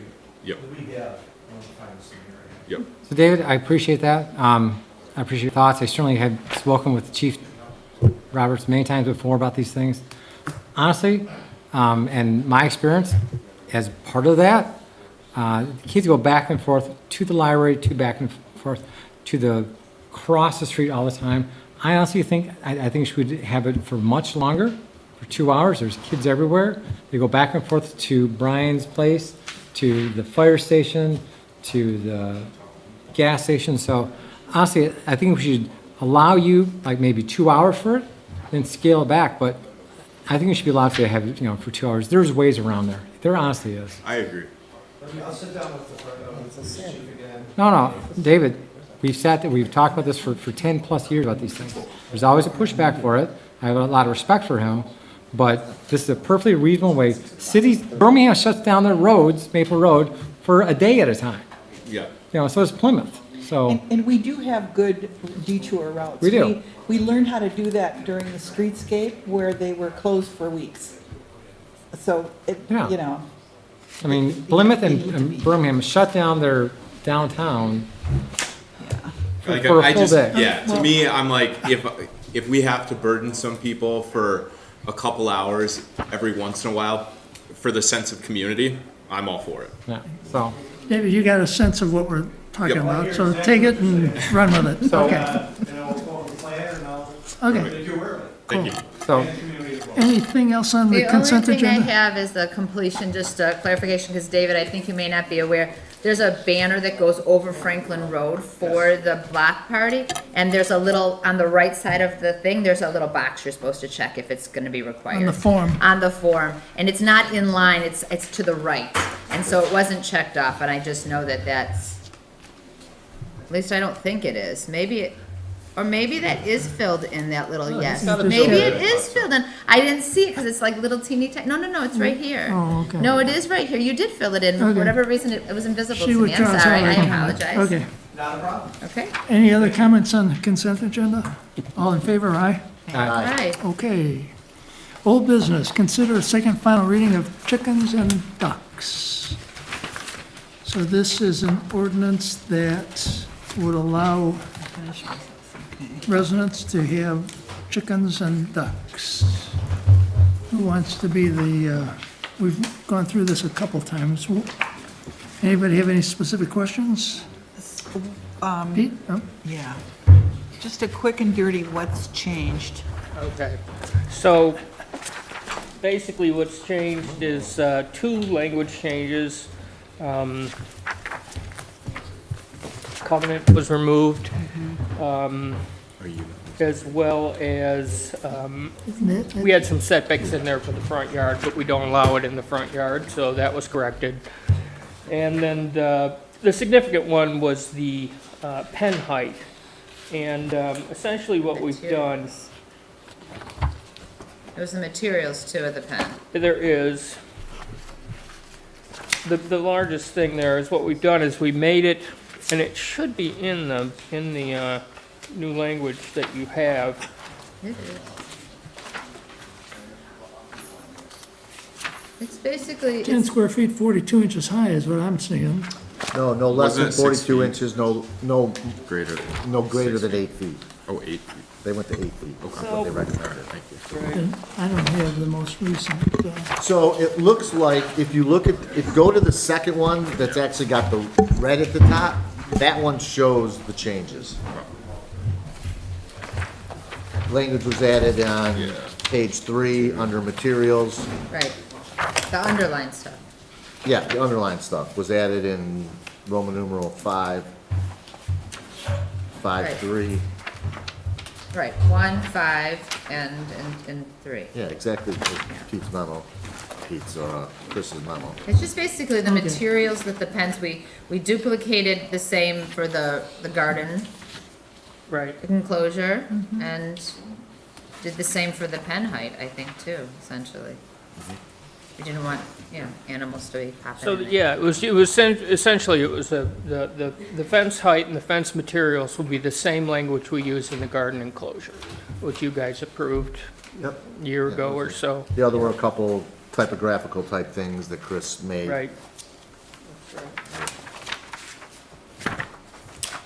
Okay, any other questions or comments? Do we have a motion to approve? motion to approve This- this. So hold on, so we're on, And then we can have some more discussion. This is the second reading. Yeah, motion to approve. I'll second if you're gonna do it, fine. Any more discussion? David, you okay yet? Or you?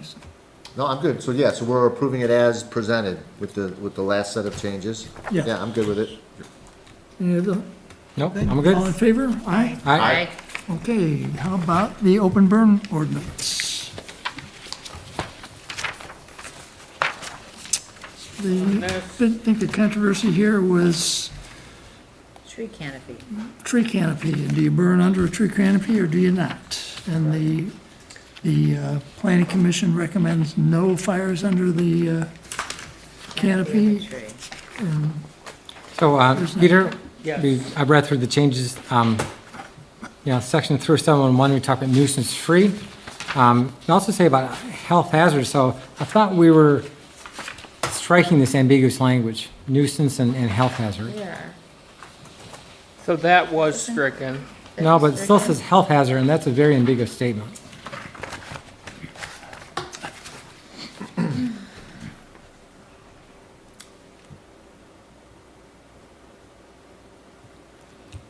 I don't love the Right. first, I don't love 307.1.1 still either. What you had asked, I think what we had asked was to strike the whole paragraph. And Just the then, last sentence, I We thought let- we were Well, keeping what the the- last sentence. well, right, we wanted to keep the last sentence, although I have a question on that last sentence. And then we had said, well, you're right, get rid of the first sentence of that paragraph. So, In it entirely, and it looks like they came back and only want to get rid of the nuisance-free section and leaving the other language. My question is, so, when wind and weather conditions minimize adverse effects and do not create a health hazard. So we have 307.1.3 where our fire chief is determining and has the ability, when a permit's already been issued, to revoke that permit if atmospheric conditions are deemed by the fire department to be of such a nature as to cause the fire to be potential danger to persons or property within the village. Why can't we add the language up here that also creates a health hazard or visibility hazards on the road and let the fire chief be the arbiter of that? And not a resident who calls and complains and then Roger has to make a determination whether it's a health hazard. If Chief Aberbuck, he's gonna have a list, he'll know that day how many permits are out there. If he looks on his list and sees that there's 3 permits that have been issued for that day, and he looks outside and he considers health or atmospheric conditions to be such, then he's gonna call the people that have permits and say, your permit has now been revoked. so I agree with that, and I think that was just for conversation last week. Yeah. So as we go through this, what I'm gonna suggest, same thing we did last time, I'm gonna suggest, striking that first sentence, and actually the second sentence doesn't make any sense anyway. Of course, they have to follow the rules anyway. So I'm going to recommend we strike 307.1, because the first sentence pertains to what you said. And Let the chief that make the language call. could be added down into Well, it's- 1.3. Frankly, it's down the anyway. It gives the fire chief has that responsibility. Exactly, I agree. So why be vague and, Are we gonna add that language to? no? Well, he's saying yes, you're saying no. I'm saying it could be added to give people more of an example of what those atmospheric conditions are, but at the end of the day, it all depends on what Chief Averbuck says. Yeah. And if he pulls the plug on it, he Okay. pulls the plug on it. He's And it responsible. isn't based upon a resident calling and saying, I think today is too windy to be having permits. That resident shouldn't call Roger. They should call the fire department and say, I know there's a burn permit issued because it's burning on my street right now. Don't you think it's kind of dangerous today? And if he's like, oh, yeah, you know what, you're right, we should probably, Yeah, so I agree with keeping that completely in the So chief's purview. I'm going to move towards striking 307.1 and 1 out, Yep. and leave it with the police, with the fire chief, frankly. And state fire protection regulations, that should be a given. Superfluous, right? So are we, I'm still not, I'm hearing two different things. No, we're hitting the So same we're point. both saying We're gonna cross it out. So we're gonna 307.11 drop is the whole not legal. 307.11. Yeah, that makes sense. So Okay. that's the first change I'm going to suggest, and it looks like we're a lot of nodding heads here. Okay, what's the second thing? Second thing, which I've struggled with, 307.3 has changed from the prior version. So now, first off, 307.3 covers all fires related to this, including bonfires, including campfires, including fire pits and barbecue grills. All fires subject to 307 require a fire extinguisher and a hose and a rake or shovel. So what we're saying is, Franklin gazebo, anything out hat, where's your hose? Yep. I don't think that's I practical. thought we talked about that last week. Let's and read this.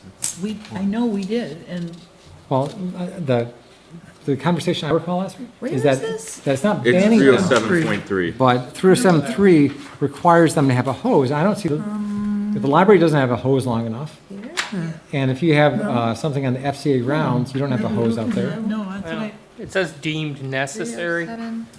I guess it begs the question about who's doing the deeming. Well, it says, This is, it says, these things will be here and other things necessary. Right. The necessary applies to the other things, not to the specifically listed. So I'm struggling with saying a bonfire, a barbecue, you have to have fire extinguisher there. We can a include, sorry to cut you off, Mark. So- One of the things I was gonna say is what we could do is say, all open burning and fires allowed under section 307, something to the effect of other than 307.2. those included. Well, but Let's see. But here's where I struggle, David, and this is why I got in the subject. No. Is that we're over legislating here. We're adding all these words and these I things, agree. right? Yeah. Totally. That's the And as a good Boy Scout, I've seen the bonfires, I've seen what we do at high schools. These can be healthy bonfires. So I'm struggling with the fact, like, fine, Scouts, make a bonfire. And bonfires we've done are pretty big. So you would need some of this stuff. So I don't have the answer here why we allow bonfires, and we don't have the solution for these things. So this is not resolved in my mind. How are bonfires and campfires now permitted? Not permitted under this ordinance, but permitted elsewhere? Sorry, I'm not following that statement. Well, the first thing we say in 307.2.1, bonfires and campfires are allowed. Without a permit. Yeah. Are there any permits at all required for a church group, for the Scouts, for FCA to have a bonfire? No, No. no. So that we can have as big bonfires we want with no limits about it at all. There's no limitation of what you want to do on your FCA grounds. Right. Then everything else we restrict massively. But a bonfire is limited. A it's bonfire not. is relatively contained, whereas a bunch of leaves can be a really long stretch of leaves. It can be very large. A bonfire usually is relatively confined, especially. Oh my goodness, so, You raise a good point in how we chose to lump bonfires and campfires, which are huge fires and not necessarily regulated, with the equivalent of a green egg in your backyard and Yeah. a 2x2 Oh. fire pit. So, yeah, maybe bonfires and campfires really should get a permit. If you're gonna do a How about when was the last contained? time someone in the village did a bonfire that wasn't like a private No. event for their home? Like, But, if someone came to us for a permit to go on the FCA or on the village Yeah. green. We didn't have to when we had ones on the green, because maybe as we say contained. So maybe a that one certain should be something. permitted. Maybe we, Well, so you're not gonna expect we're- every resident to call every single time they're gonna do a backyard camp Well, this, bonfire. well, I mean, a So, little to your point- bonfire in a little container. Well, that's a fire pit. Yeah, that's a fire pit. We've already bonfire to me incorporated is that. like. a civic event, like the Scouts, we'll make Yeah, a when they 12-foot have, tall like, bonfire. Bonfire is Maybe like we a need pile. definitions of what a bonfire Well, is I then, think because Dave's otherwise got- people aren't gonna know Or you that. strike May I speak here? 307. One at a time, please. 307.21. One at a time, please. That's So- in the ordinance currently, 307.2.1, nothing was changed with that. So it says, Yeah. bonfires and campfires, which are to use in conjunction with civic, social, or athletic events are allowed without a Yeah. permit. That's currently on the books. All right, so, but we're now noticing something unique. So I think they should have, like, as part of the permitting process, the fire chief would ask the question, or it'd be certified through the normal civic permit or in some fashion. But Scout, a 12-foot bonfire is no big deal for Boy Scouts Right, or athletic groups. right. That's not a problem. But we have no control over it. That doesn't make sense to me. Well, I think when this was initially written, again, because this is an after-the-fact thing, that it was contemplating bonfire and campfires to essentially be what we're capturing in 307 2.2. Right. A Yeah, campfire is what's burning the- A logs. fire pit, right. What's the difference between a bonfire and a recreational fire? And Or a fire campfire? pit, right. They're fire. Why do we need two different paragraphs? Do we achieve we the need objective definitions? striking 307.2.1? Well, so,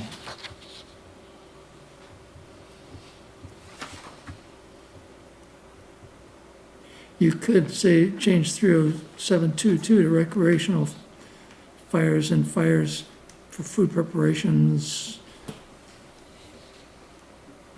used in conjunction with civil, social, or athletic events are allowed without a permit. Just take some of the words out of 30721 and put But them I in think 22. you're suggesting you wanna have a permit for those. Well, a bonfire, so I'm not worried about your fire pit in the backyard at all. I'm not worried about 30722. correct. 30721, there should be some other kind of permitting in there. There's Yeah, no I mean, that's control over it fine. at all. We either strike it and it just goes in with everything else, or we go a more prescriptive route and we start to legislate what the bonfire and campfire is. I would strike 30721. I'm with you.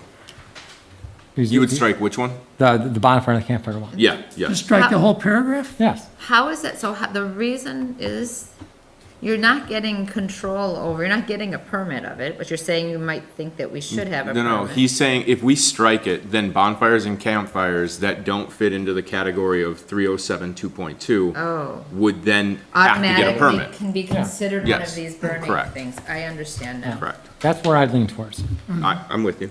I can- So here's a question then, just that I'm a little unclear about.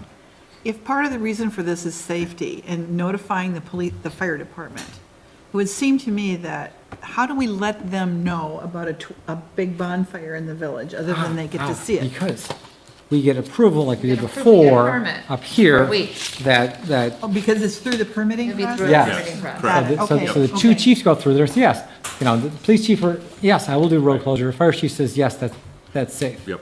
So if you're gonna have a big social event, you're gonna have a big event at FC grounds, and you're gonna do a bonfire, it would be nice if Chief Tony saw that on the permit application, and I'm gonna have a 6-foot tall bonfire. But it's not on the permit application at this time. Well, it's not even asked to be permitted. That's It's my allowed point. to be, everyone is We allowed. need to have a mechanism to let him We need know. to strike it as a permitted act and then get it out there that it needs to be permitted. And then we need to better define what a I think we recreational need- fire is. Right, I think we So- need to define what a recreational, because a small campfire, that's a Yeah, you recreational can get cute fire. with it, for No, sure. no, for sure. If that's the But if you're case. having a civic event, the fire chief's already on here, Okay, anyway, that's fair, I can cross it off. But isn't the only place you'd have a bonfire on the FCA property? Or on the Everything village else is- property. You could do a parking lot. You could have it in the parking lot. But it's private property. It is Even- private yeah, All of property. these, Yeah. most of this is occurring on private My property. point's about readying the fire department, Yeah. enabling them to be Yeah, ready for sure. when they know there's gonna be a big fire, huh? And aware. And aware, that's right. That's- Imagine the fire yeah. department, one of the volunteers drove through the road, saw a 6-foot bonfire over here, and no one knew anything about it. Yeah. I agree with you. I'm just having a hard time visualizing where you'd have a bonfire other than the FCA property. Well, And- you could have it and in I somebody's could have one- backyard. You could have it I in could have somebody's one- backyard. But if I have one in my backyard, It was that's a big I'm gonna call that a, Well- We could put one in the bottom of Pam's backyard, I got a huge area but there. Pam has to have a permit Yeah. then for that? We go to the museum, do one there. I mean, there's all sorts of places. I Yeah. mean, Yeah. it's- There's a One way to fine, deal with the fact- that's what we're talking That's what about. I'm There's a saying. fine Fine. line between a recreational Right. fire and Yeah. a fire pit fire That's right. and a bonfire. Right. I think we need to define that, folks. I think I'm it's having- No, fine. we're all saying the same thing. Yep. The recommendation would strike 307.2.1 Yep. and then define recreational fire. Get this out of the leaf burning ordinance, So we, put it in the event ordinance, right? And sign off by civic event, because that's what we're saying. Civic, social, or athletic events. You already have a process for that. Well, we aren't talking about burning, so I mean, this is the fire ordinance, but Yeah, we need all to- it needs to do is it needs to come out of where, like you just identified it as a permissible event, an unpermitted, permissible event. And we don't want it to be unpermitted and just unilaterally permissible. But we need to define the difference between what a recreational fire in your backyard Yeah. with 6 or 7 friends over is different between that and a bonfire. What, like, that's the fine line. Yeah. Yep. Is it size, circumference, height? What, how do you draw the line between 12 people hanging out in their backyard and 12 people doing it on? Exactly. Yeah. So, all right, let's pause here. What I would recommend I'm willing to come back next month if Peter and the planning commission want to look at 30721 and 30722. Pete, do you have any insight on this Yeah, one? or- it's challenging. I mean, I think there is some value in identifying different types of fires so that people can't claim, well, this is a French baguette fire that we do special, right? But, Robust German one, yeah. right, but, you know, Which is I've heard your comments. We can make a darn effort Okay. to Size try and and magnitude, it's summarize. gonna have to come down to size and magnitude. Yeah, no, I hear ya. It's like, right, there's a lot of different names for different kinds of fires. So what's in the fire, the size of the fire, So we'll let's give just it roll a. this over till Okay. next time and ask my commission to give us some Yeah, I ideas mean, a on. bonfire is Yeah. burning request- leaves. You're not burning leaves in a burn fire. We're not trying to create, Right. you know what I mean? We're not trying to get rid of things as opposed to the purpose of this ordinance, which is to get rid of materials that we would otherwise have to get rid of in a landfill Right, versus what someone can safely do on their property. And that's where we have to kind of juxtapose between So what's a bonfire and what's just a get together.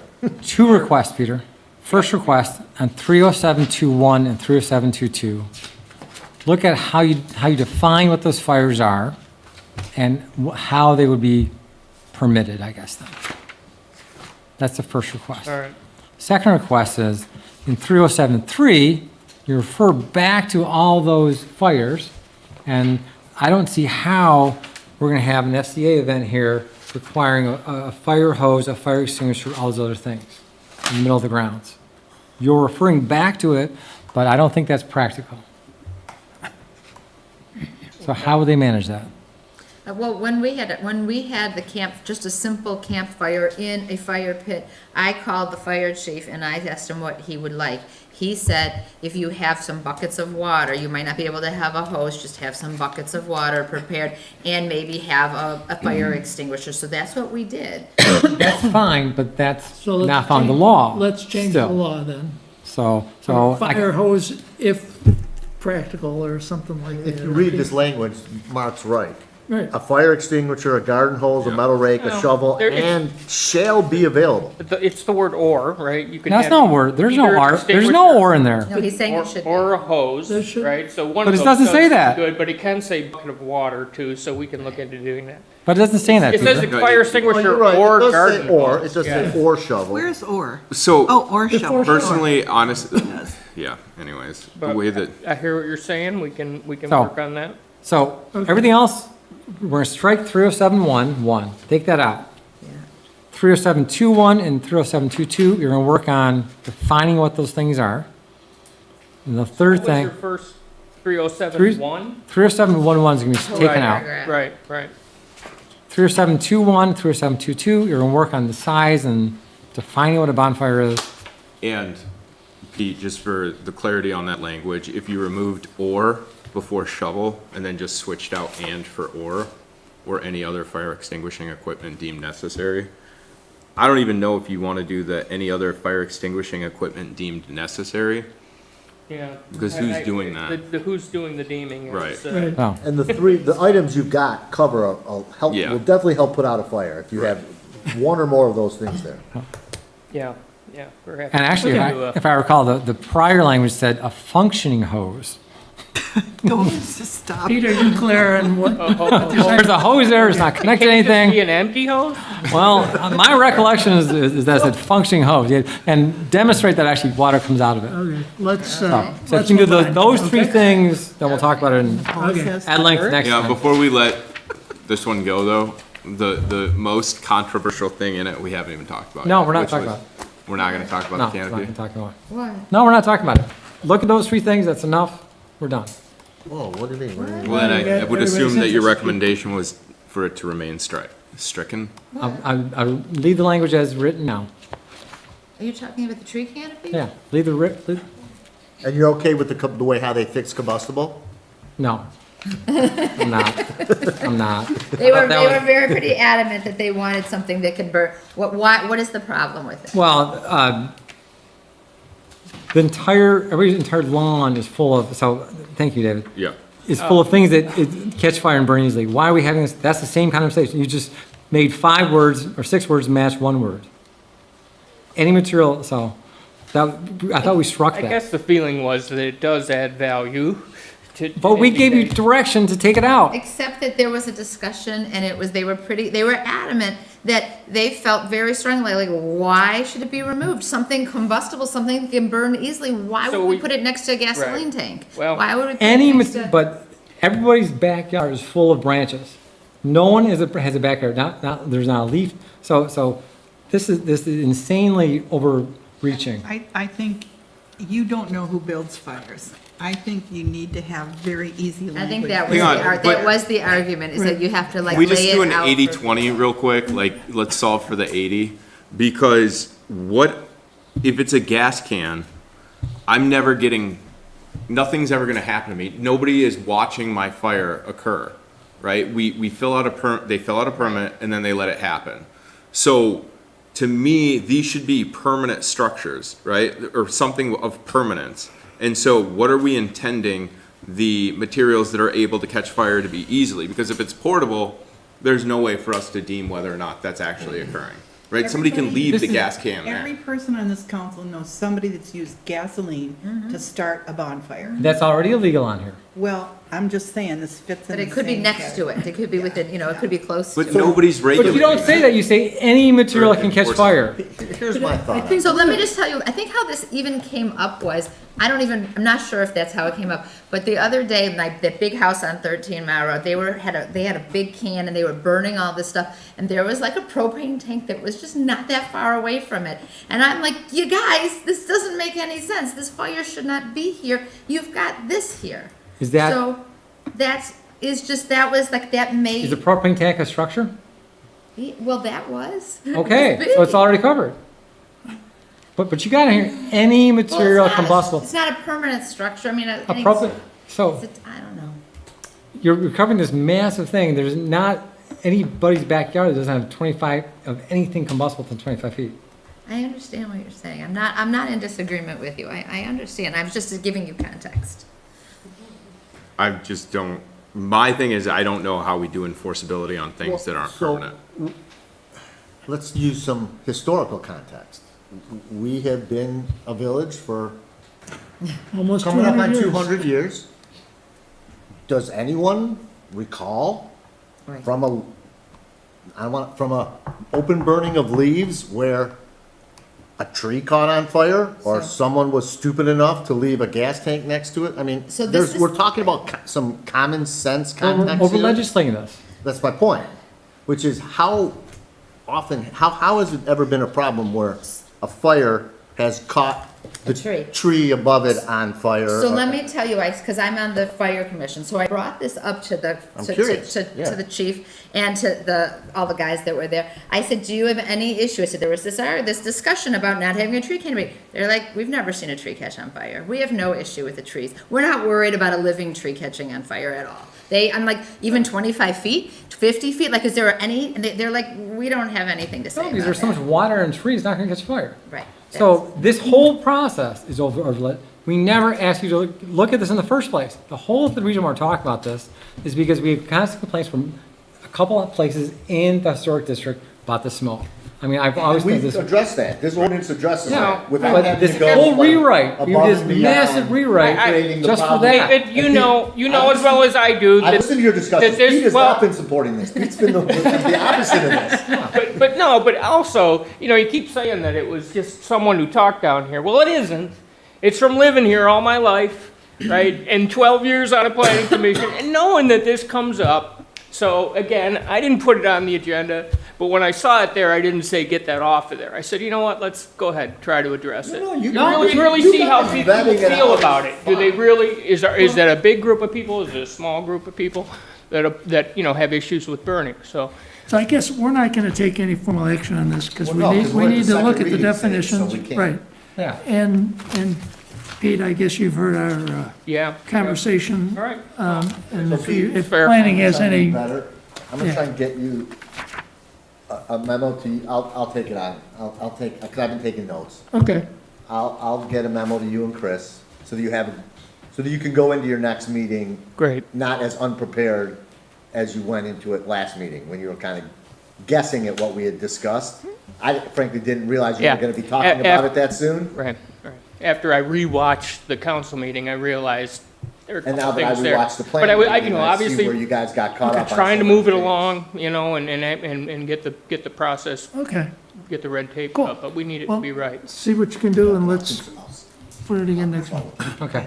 Okay, Roger? Could we have formal direction from the council to refer this back to the planning commission? Yeah, I'm gonna write a memo back. But we still need an action by the council to So refer it back. do we need a motion then to refer this back to planning to consider the issues that we've raised? So moved. Second? Second. On favor?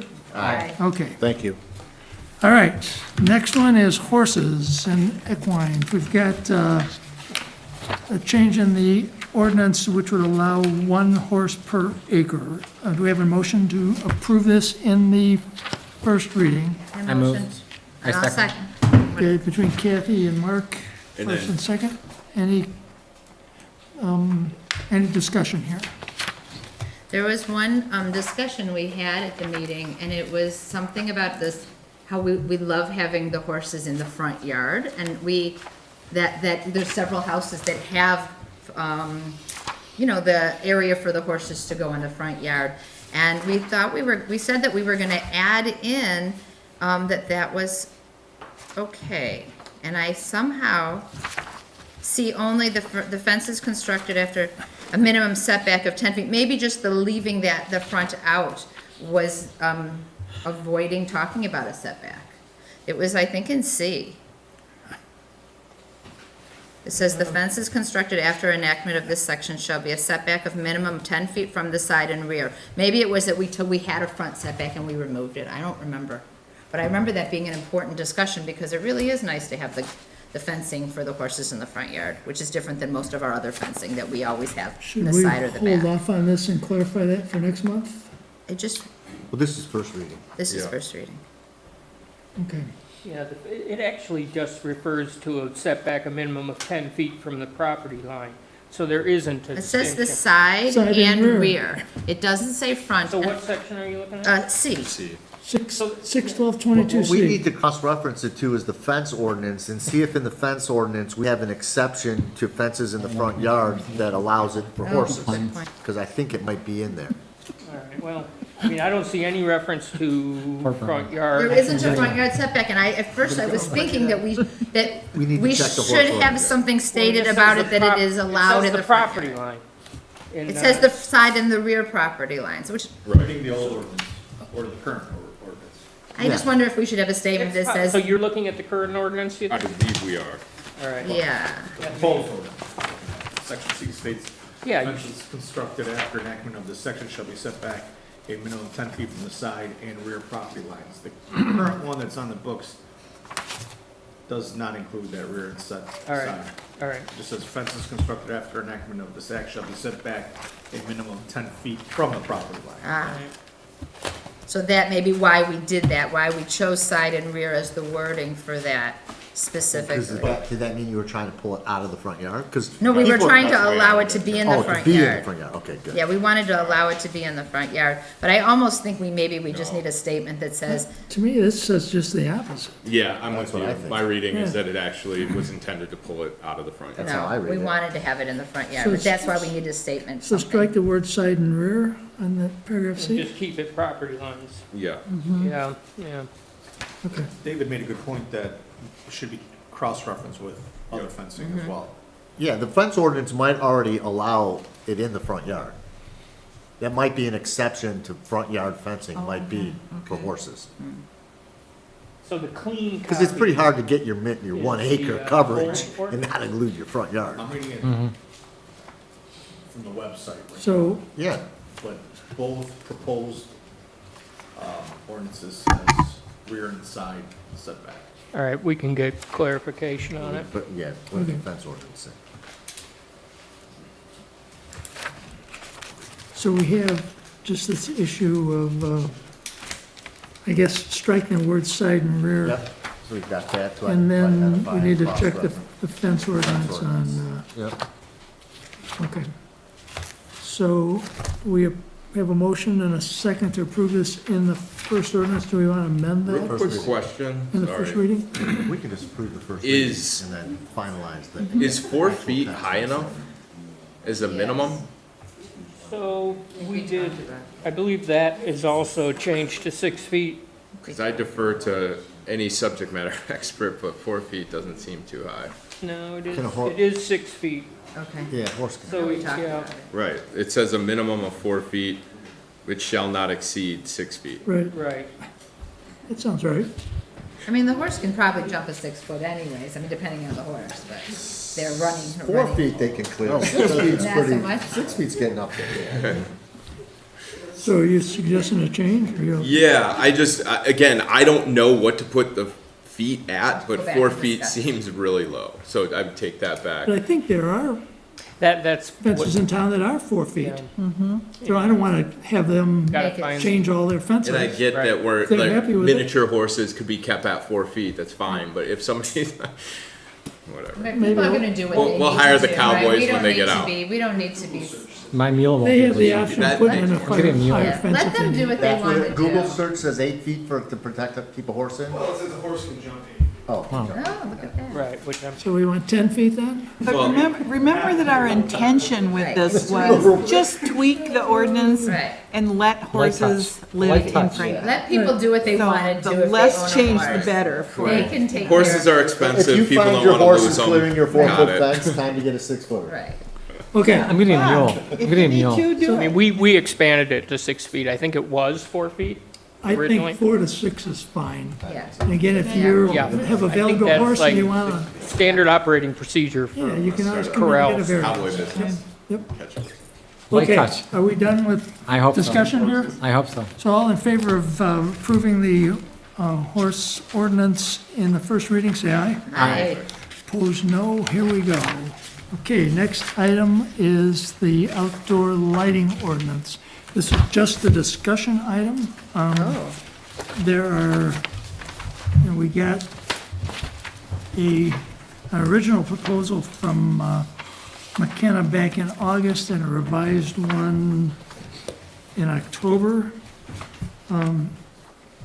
The issue, I have one main issue, and that's, I was thinking that what we really need to do is address the amount of light coming from a fixture. So rather than prohibit any traditional type fixtures, just reduce the amount of light in them. And I don't think this does that. This is a real dark sky type ordinance, which is beyond what I had envisioned. So is that in reference to ornamental lighting? Yeah, or That's, any light, a post light on my front, or a light on the side of my house, or my door. Those are ornamental lights. The so ones in that- general, it should be shielded on top, and directed mostly down. But I think that changes the requirements for, say, the lights in the historic district, where they have a fixture that is a replica of a 100-year-old So fixture. that is exempt, but It right, says it's exempt, but when you look at these pictures, the graphic, you see these pictures right here. Well, These are your historic lighting. yeah, And I it mean- says in the words, if you put the glasses on, it says that fully shield ornamental fixtures, and it says something about they need to be fully shielded. well, And I so- mean, I think that's an example of a fully shielded I- historic, but we But it exempt, says, we, it complies, as following are a few examples of light fixtures that comply with the ordinance requirements.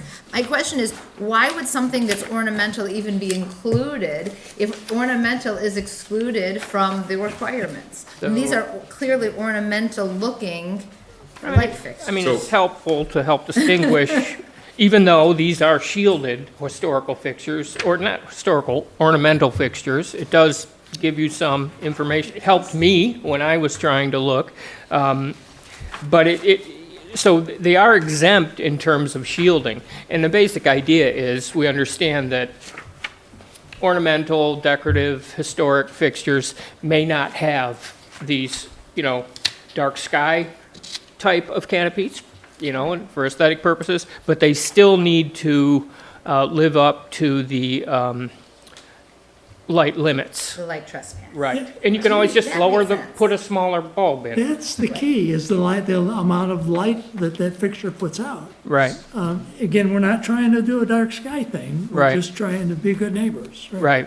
Yeah. So that is how it's worded right now. Well, real quick though, there's a lot of requirements outside of that, and again, it goes back to what our intent was what is the light at the property line, right? And that's covered by the foot candles, and so are we, again, applying an 80-20 rule to not over-legislate people, which is, if we just set it at, here is the foot candle permission, what's permitted for the foot candles at the property line, what are the remaining issues, and are they actually a problem for the The community? only one to me would be direct glare, and outside of those two issues, I'm not sure. And even with direct glare, how much glare are we really getting if at the property line, it's 0.2 foot Not candles? really, you're not really. Right. That may address the issue. I still want to get the meter, with the meter we bought isn't, I want to go out and measure some myself. I bought one and went out and started measuring it, and to me, the 0.2 foot candles was reasonable. There were some that I didn't think would pass 0.2 that did.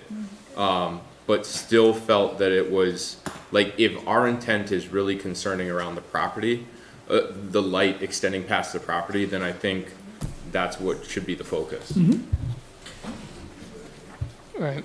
I mean, I think it's clearly the most important Yeah. part of the ordinance. We looked at a lot of different ordinances and Right. tried to come up with a fairly thorough, helpful one.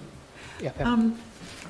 I didn't spend as much time on the details of the lighting ordinance as I did on the purpose, because I think that that's where we need to get to agreement before we start talking nuance and application of lighting. I liked what you did on purpose, 147002. The one thing I would throw on the table for discussion is the village center.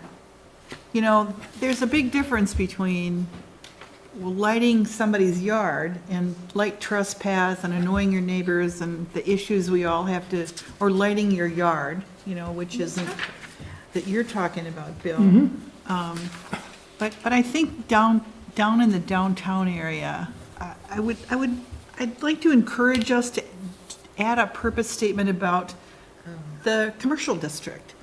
Because I think some of these don't necessarily apply. What would that say? Or we might want a goal about lighting the down, well, so here's, Well, lighting downtown is desired, actually. It's lighting the opposite. downtown is desired, and if you think about it, when we started designing the streetscape and the end product, we said, we're gonna have pole lights, and we said, we like dark skies, so we're gonna do those shepherd hook things, low lighting, but it had to cover the street, so that's what we did there. Then we said, we don't want people tripping on our sidewalks, so we said, let's put some small bollards down at strategic places, so we did that. The third element that we haven't ever talked about, and maybe this is when we should do it, is how the buildings complement the big picture and lighting in the commercial district. Because how someone lights her or his building adds to the Ambiance. overall ambiance The amount of of lighting. light also, And we right. are treating this as residential lighting. I would like a direct reference to downtown lighting. Well, we do talk about non-residential lighting in the section. Yeah. There's There's a whole sign section. lighting, we Yeah. talk, but we Yeah. specifically do talk about it. Yeah, I just sort of saw the downtown and village center as a bigger issue than non-residential. Because, so, again, I don't need to work the issue tonight, Okay. but I think we need to have something in this about the importance of lighting in the business district. And how it, encouraging good lighting. Practices. Encouraging Yeah. business owners to think about lighting. And, The only thing that I will say is just remember that, I mean, this is an ordinance, so it's inherently going to be to regulate, right? So if we're trying to do the promotion of lighting in downtown, I would be hesitant to incorporate it into here out of the adverse and unintended effects. well, and I appreciate that. One of the first things our lighting consultant said was, he pointed out two or three or four buildings and said, there's a great example of classic light pollution. Right. And it was blah, up in the eye and overly lit. We want some consistency in the level of lighting downtown. We want to draw people to buildings. We want to make it safe to get to buildings. So I don't think I agree with you on your point. I think there are different issues with commercial. I'm just saying I would focus on how you want to restrict the lighting, because ultimately that's how it's going to read. You don't want it greater than, we want to avoid the. You know, and uplighting has to be directed light pollution, specifically yeah. onto the property. Yeah. To address those type of things, but again, from here, we came, I believe what the intent was is light crossing the property line, and now has turned into something far more restrictive than that includes things like uniformity of lighting, light pollution, all of these things that are not actually, I mean, it's in addition to speaking to the reason why this was initially took on. And it does say, permit the use of outdoor lighting needed for nighttime safety, utility, security, productivity, enjoyment, and commerce. What words would you add to this purpose, Pam? I'm having a problem with it. Here's what I'll do. I can't answer you right this Okay, second, well, but gin up something. I've spent enough time with Robert White, who wrote the Gotcha. manual that- Yep. and that you guys used as a model for this. Yep. And I will come back with something, or Great. I'll send it to you, Okay, because okay. I feel really strongly about this, that it's part of the whole picture of how we want our village center to look. Cool. And it's a different set of issues than residential lighting. Overlapping, but Completely different. agree. Yeah. Okay. Better mark that down, Dana. Can we just discuss it here? Just a couple other things I wrote down. We use the word adjoining several times. I don't like that word. I think it's subject to interpretation here. We need near or something like that instead of adjoining. Because it could be across the street. 147005A is I one agree. place where we use it. I think I saw it a second time. Uniformity ratio, I have no clue what a 4-to-1 is. Does anybody understand that? It's complicated. Pardon? It is, it's complicated, but it does, But it's definable, eh? yes, and it does. Okay, that's all I need to Provide know. a standard, yeah. Okay. Yeah. And then public monuments, do we have any public monuments? Not yet, you want one for You're you? gonna put my statue up and not light it, you know? Do we need that? I don't know. Flag lighting bothers me a little bit. I get it, you wanna light a flag, but you can tilt that light just a little bit more into your neighbor's bedroom window. I How think do we we're avoid required. that? I'm sorry? I think US flag code requires them to be lit. I agree, Yeah. but how do we light the flag, not the house next to the flag? Well, there must be some language around Yeah. It says Right. 15 to 25 degrees and focus directly on the flag. At least that. Right. But, okay. Okay.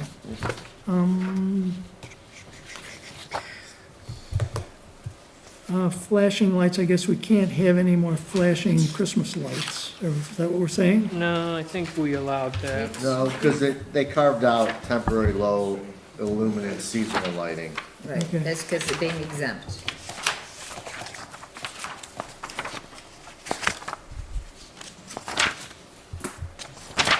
Neon? Yeah, we do allow that. There is an exception there somewhere? Yes, we allow temporary low noon Right here. seasonal lighting Oh, okay. is Okay. It's excluded. page 5, Okay. exempt from regulations regarding fixture orientation, shielding, mounting height, and color correction. It doesn't say it is exempt from movement. Flashing and moving lights. It doesn't, we Right. talked about it a couple times, but we, So, okay. the temporary low No, luminous seasonal You're right. lighting. I mean, the feeling of the commission was Right. that, We didn't discuss it. I'm okay with that, I It just, says nothing in this Well, subsection is clarify intended to that, prohibit motion activated lights or lights otherwise exempted. Right, but motion activated is different than a twinkling, But right, it says, they're, the exempted thing is 1470.07G, which is Christmas lights.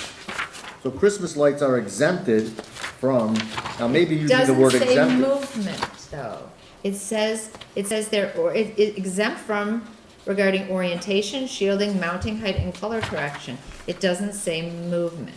We discussed it, and I think that the planning commission decided Yes. that we just weren't gonna have flashing lights, and that's okay, or moving lights. That's fine. Which Okay.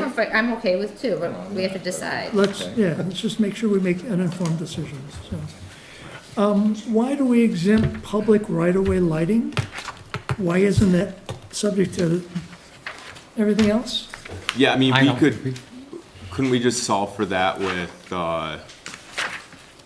like, a public lights, right? I- Anything owned by the village or set up by the village? Well, the way it's worded in here, I think is perfectly correct. You know, lights erected by, in public But it- right of way but by a this- public committee. But this Is that- paragraph that covers says public right-of-way lighting is not governed by this ordinance. I think it's perfect. Well, I think is it true? Is it But true do that you we're want, not? 10-foot candles on I don't know, what double the amount of light coming out of our right-of-way lights that you would allow anywhere else? The lights that go up around here are going up by us. Exactly. So So- why don't we comply with the ordinance? Why do we have to have an exemption? We are complying with the ordinance. Can you give me an example of what lighting in a public right-of-way would look like? All the lights we put down the Yeah. street, Yeah, all the lights on the It would be sidewalk. ones that are owned by us. yeah, it's great lighting, but somebody comes along and said, it's not bright enough, let's triple the amount of light coming out of there. That's a good point. And that changes the whole, But that's Yeah. us. That's us. Yeah, We would so- But it to might be approve that. somebody else that comes after us. well, then, in their wisdom, they got elected, so they decided to do it. That's the role of council. okay, But, I don't know. I mean, normally, we don't set rules to restrict future councils. Do we have anything that shows what our about boundaries? current ordinance is in relation to this? I don't think we have. very simple one pager. I don't. I'd really love to see our simple one pager, to see what we're operating under now and see So, what we're I mean- trying It's to, a what right. we're trying to create based upon, from my understanding, one problem. So I will say that we did not, in general, we did not prohibit anything that isn't already in there, but we defined it better. Well, You know, right now it has that's to do not with true. casting a shadow. And That- and I may be wrong, but in general, that, But if it's one page, this I is. think that so it much certainly bigger. wasn't our intention to create extra prohibition, but it was to define what these vague, you know, that's my concern, is we have this maybe unintended consequences Yeah, here. totally. Correct. But the fewer words, the better.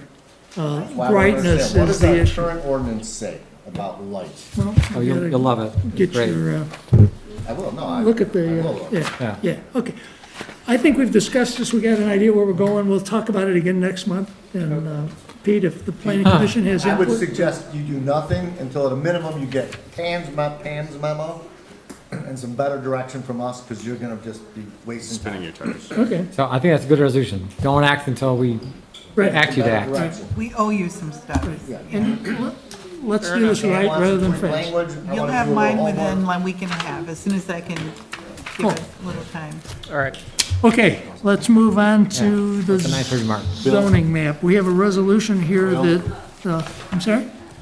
Could I get clarification on what the direction of council is with respect to the lighting ordinance? We are going to get a couple positions clarified, get that information to Pete. And then we're gonna talk about this again Planning next is to month. do nothing So there really until isn't, yeah, further direction from us. right. There really isn't, put it on the agenda for Pam's next gonna month. work on a memo for some language that she has concerns about. So I'm gonna could we say, for the record, that you're putting this matter aside until the next Yes, council meeting? you can say that, Good. Okay, okay? Okay. just want to make sure Action that, item, yes. That would be good. No action by the No action administrator taken. required. further consideration at the next meeting. Right. Right, I guess for the purposes, maybe, something indicating that it's a live issue. We do respect that the planning commission spent a bunch of time on it. No, Just they're so not my going to say folks- that. Right, thanks, Pete, but no thanks. Just so the planning commission understands, because we do hear that Yes. sometimes. It's like, oh, they're not, they didn't care, and I don't No, think no, that's no, the that's case. absolutely not the Obviously you case. didn't. So Peter- I'm just suggesting that maybe, We're there's rolling- items that are being acted upon to be reviewed at next Yes. council meeting. Right now, we don't need to do anything. Peter? So I Peter? suggest language in the minutes that says Peter clarified that the council was complimenting the planning commission. Yeah, I mean, there's a difference between not agreeing and not respecting what the planning commission does and not appreciating what it does and not needing what you do. Yeah. It still doesn't mean that our end result always has to be what came out of planning. Oh, absolutely. No, no, and I don't think anyone feels that way. So No. the one feedback I would personally give to you and the planning commission, legislate small changes. I think we're really going overboard on some of these things. I mean, this is past what we had ever envisioned, and take a light approach, not a big approach. That's my opinion. Well, yeah, I hear you. I mean, obviously, when Mike White, your guy, came in? Robert White. Robert White, sorry. It's like we went to school on it. He showed us, here's what these really good ordinances are all about. But ask us for advice. That's not what we're looking for. We're trying to be clear with you. We don't want that. This isn't Legislate Sedona, lightly. this is Franklin, yep. That's not what we're looking for. But what, to be fair to Robert, what he gave the planning commission was a book about this thick, and the planning commission gave us 4 or 5 pages. Right. I mean, that's dramatic. That's a pretty good bit, yeah. They did a good job Right. Nobody's on this. criticizing planning. I know that. Yeah, I don't think anyone is. No. The bigger question is, after having gone through this exercise, their hard work is gonna allow us to determine whether or not we need to go to this extent. Yeah, that's right. Right. I didn't realize the scope of it until I actually sat down and went through Until I the just thing, read you know?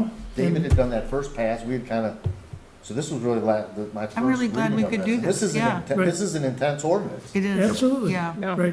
Right. Good job, Pete, thank Yeah, you. Thank you. Okay, next item is the public institutional zoning. We've created a new zoning category, public institutional, and we have a resolution that directs the planning commission. It starts the process of rezoning 2, 4, 6, 8, 10, 11 different pieces of property like the village office, the library, the FCA property, the sledding hill, the church, Huda School, the post office. That's not everything, but that's most of them. So we have a resolution that directs the planning commission to begin the process of rezoning these properties to PI public institution.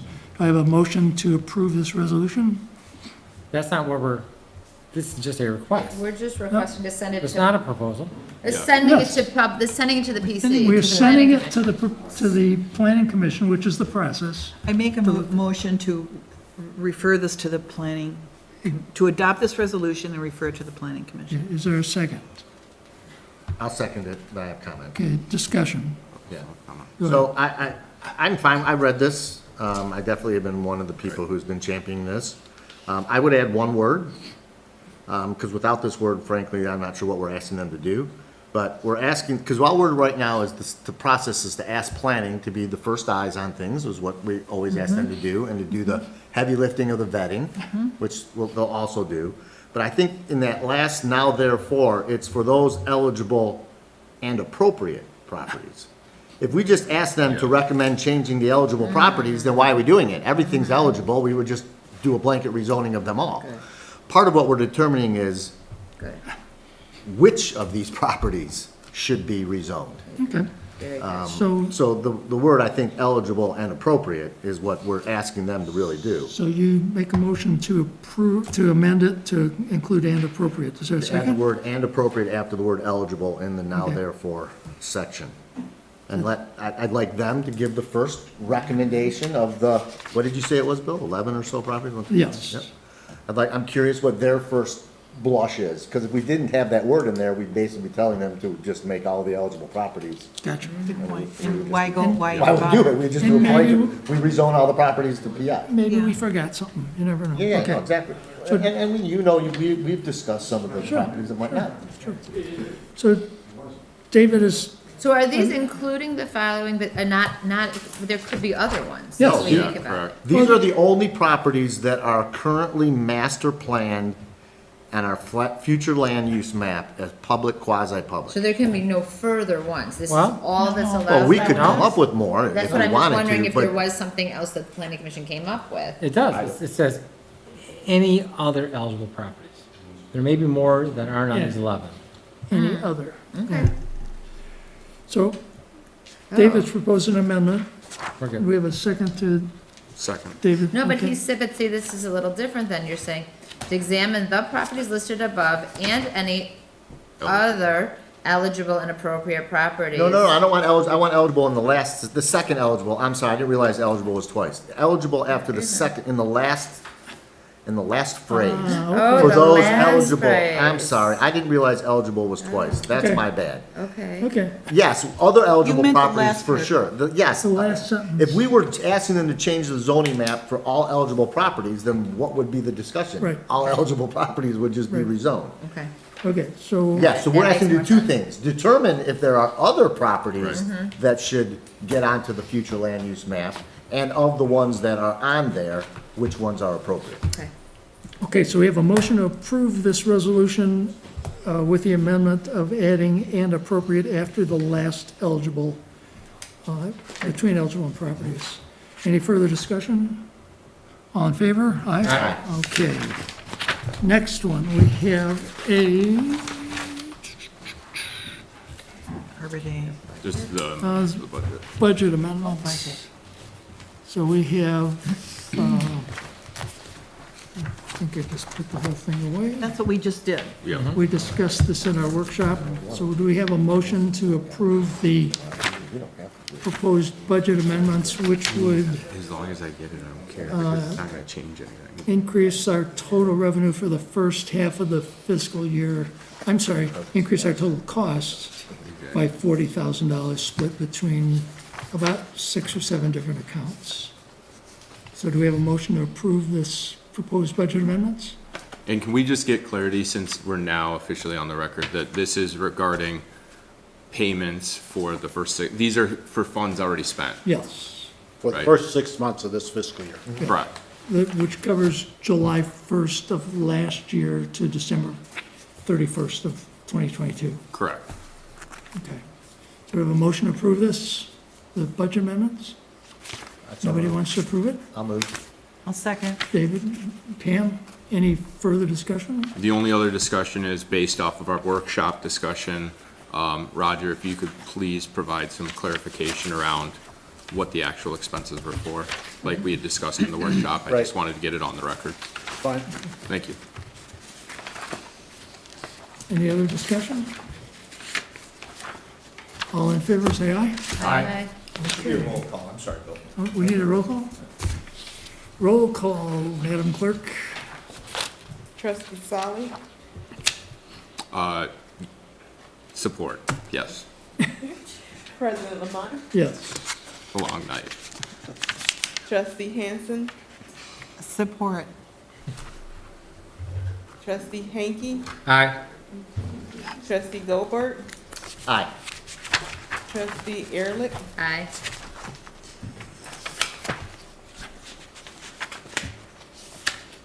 Motion passed.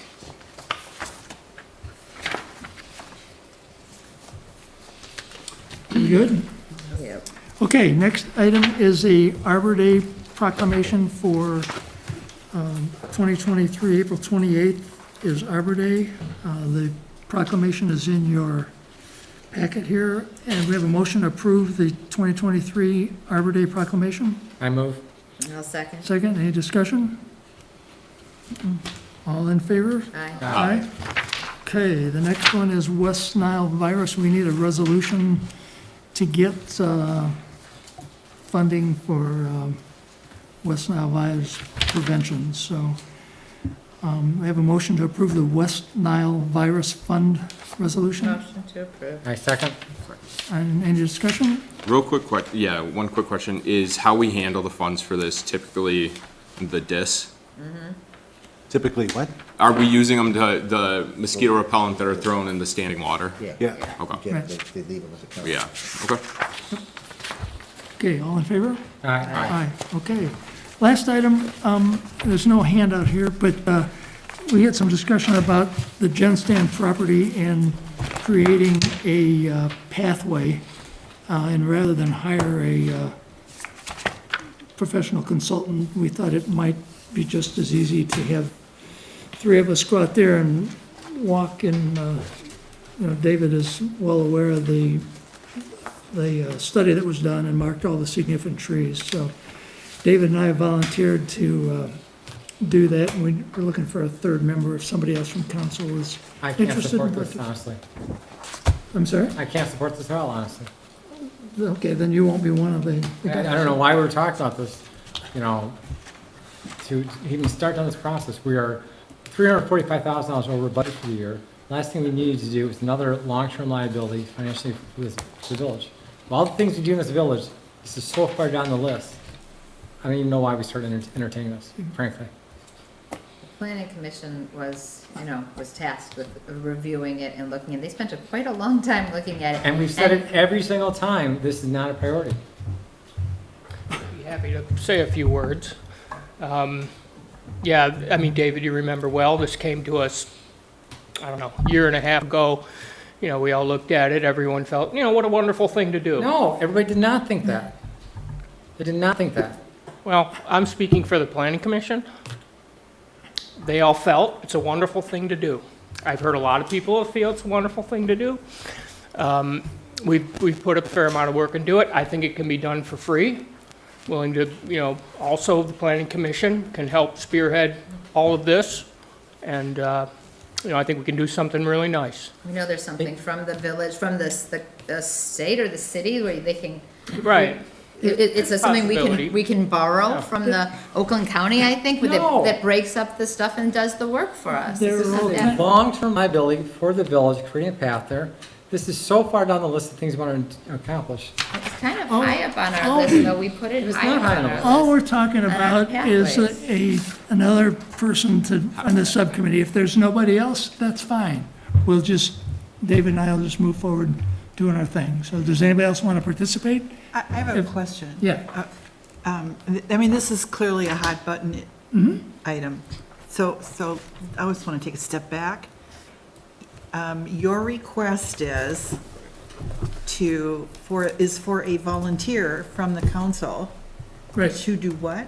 To try and determine what the path is. Take some stakes and here's what the path A should be. path on this property. Right, on the village-owned property. Which could ultimately connect with South Greenbrier which is one of the goals, I think that's Right. to me, that's the greatest benefit of this property, more than any little pathway to walk. If it can be a connector, they can connect South Greenbrier, so they can come straight down that Kirk and be able to connect to the village. To me, that's where the benefit lies, more than anything else. But the request today is for a volunteer. Right. To go and mark a potential path. Exactly. You're not asking for money. Nope. You're not asking for a blessing. Nope. Officially. Nope. And I wonder if you could explain how the first step, which is kind of what I think this is, to a bigger project of actually building a path, right? How does that fit into our long-term view of connecting neighborhoods to the village center? That's what I just said. Well, you talked about Greenbrier. South Greenbrier, North Greenbrier, that entire neighborhood over there. Those are it's a two very- separate requests though, right? Like Well, one I'm is, just making the comment that sure, that was- one is connecting, the other one's creating a nature trail, right? And the Because whole that's the goal is intent that of the motion. But the goal of creating that nature trail, to me, is what I was trying to say, is why it's not so far down. It is high, if it's considered a pathway connector, then it's actually high up on the priority list. So I'm all about context here. This is about, that is my only concern here. You and I have talked, you and council have talked many times about pathways to connect the neighborhoods to the village center. We've started on one over by Garden Way, right? We are in the middle of I don't have any problems with I don't have a problem with the request as it is. What I have a concern about is the implication. Because when you first started took over as president, you wanted us to give the Historical Society $15,000 to build pathways, and people didn't support the idea. So in my mind, I'm wondering, is this another door to get that? I don't think it is. I think you're asking for a volunteer. That doesn't require an agenda item, number one. But secondly, I need an answer, given the nature of the request. How do you see this fitting into the list of pathway-related projects that are yet unfunded? How does that fit from a timing and priority perspective? I mean, I think Kathy's brought up the one connection that would be potentially really beneficial. All the folks on Greenbrier, the Greenbrier Horseshoe, could use a connector there to avoid the major intersection in 13 Mile. Is there a public, is there some easement, It would- private property? Pardon me? No. No. So there's no I mean, easement right now? I think, the discussions we've had about the easements, it's something that, I've talked about before about, like when I was 18 years old, I cut a lawn up on Rosamond. If you wanted to get down that hill, you opened the gate up and you drove, I could drive down that. And if you were a young kid going to the school, you knew how to get where you needed to Sure, go. but let's stick with what we're talking about here. There are no easements on Greenbrier. There are none. No, you're correct. Okay. So it So does there's no way involve to getting make an a connection easement, gap. and we've thought about this a lot. I've thought about it a lot. I think look what Jenny Deerwich did for our village. She donated 5 acres to the village. I think there are people who could see this vision and say, wouldn't it be wonderful to connect our neighborhoods? Other places have them. Developers put in connectors in their, the one they're doing at Booth School right now. They've got a sidewalk going through. They did it ahead of time, right?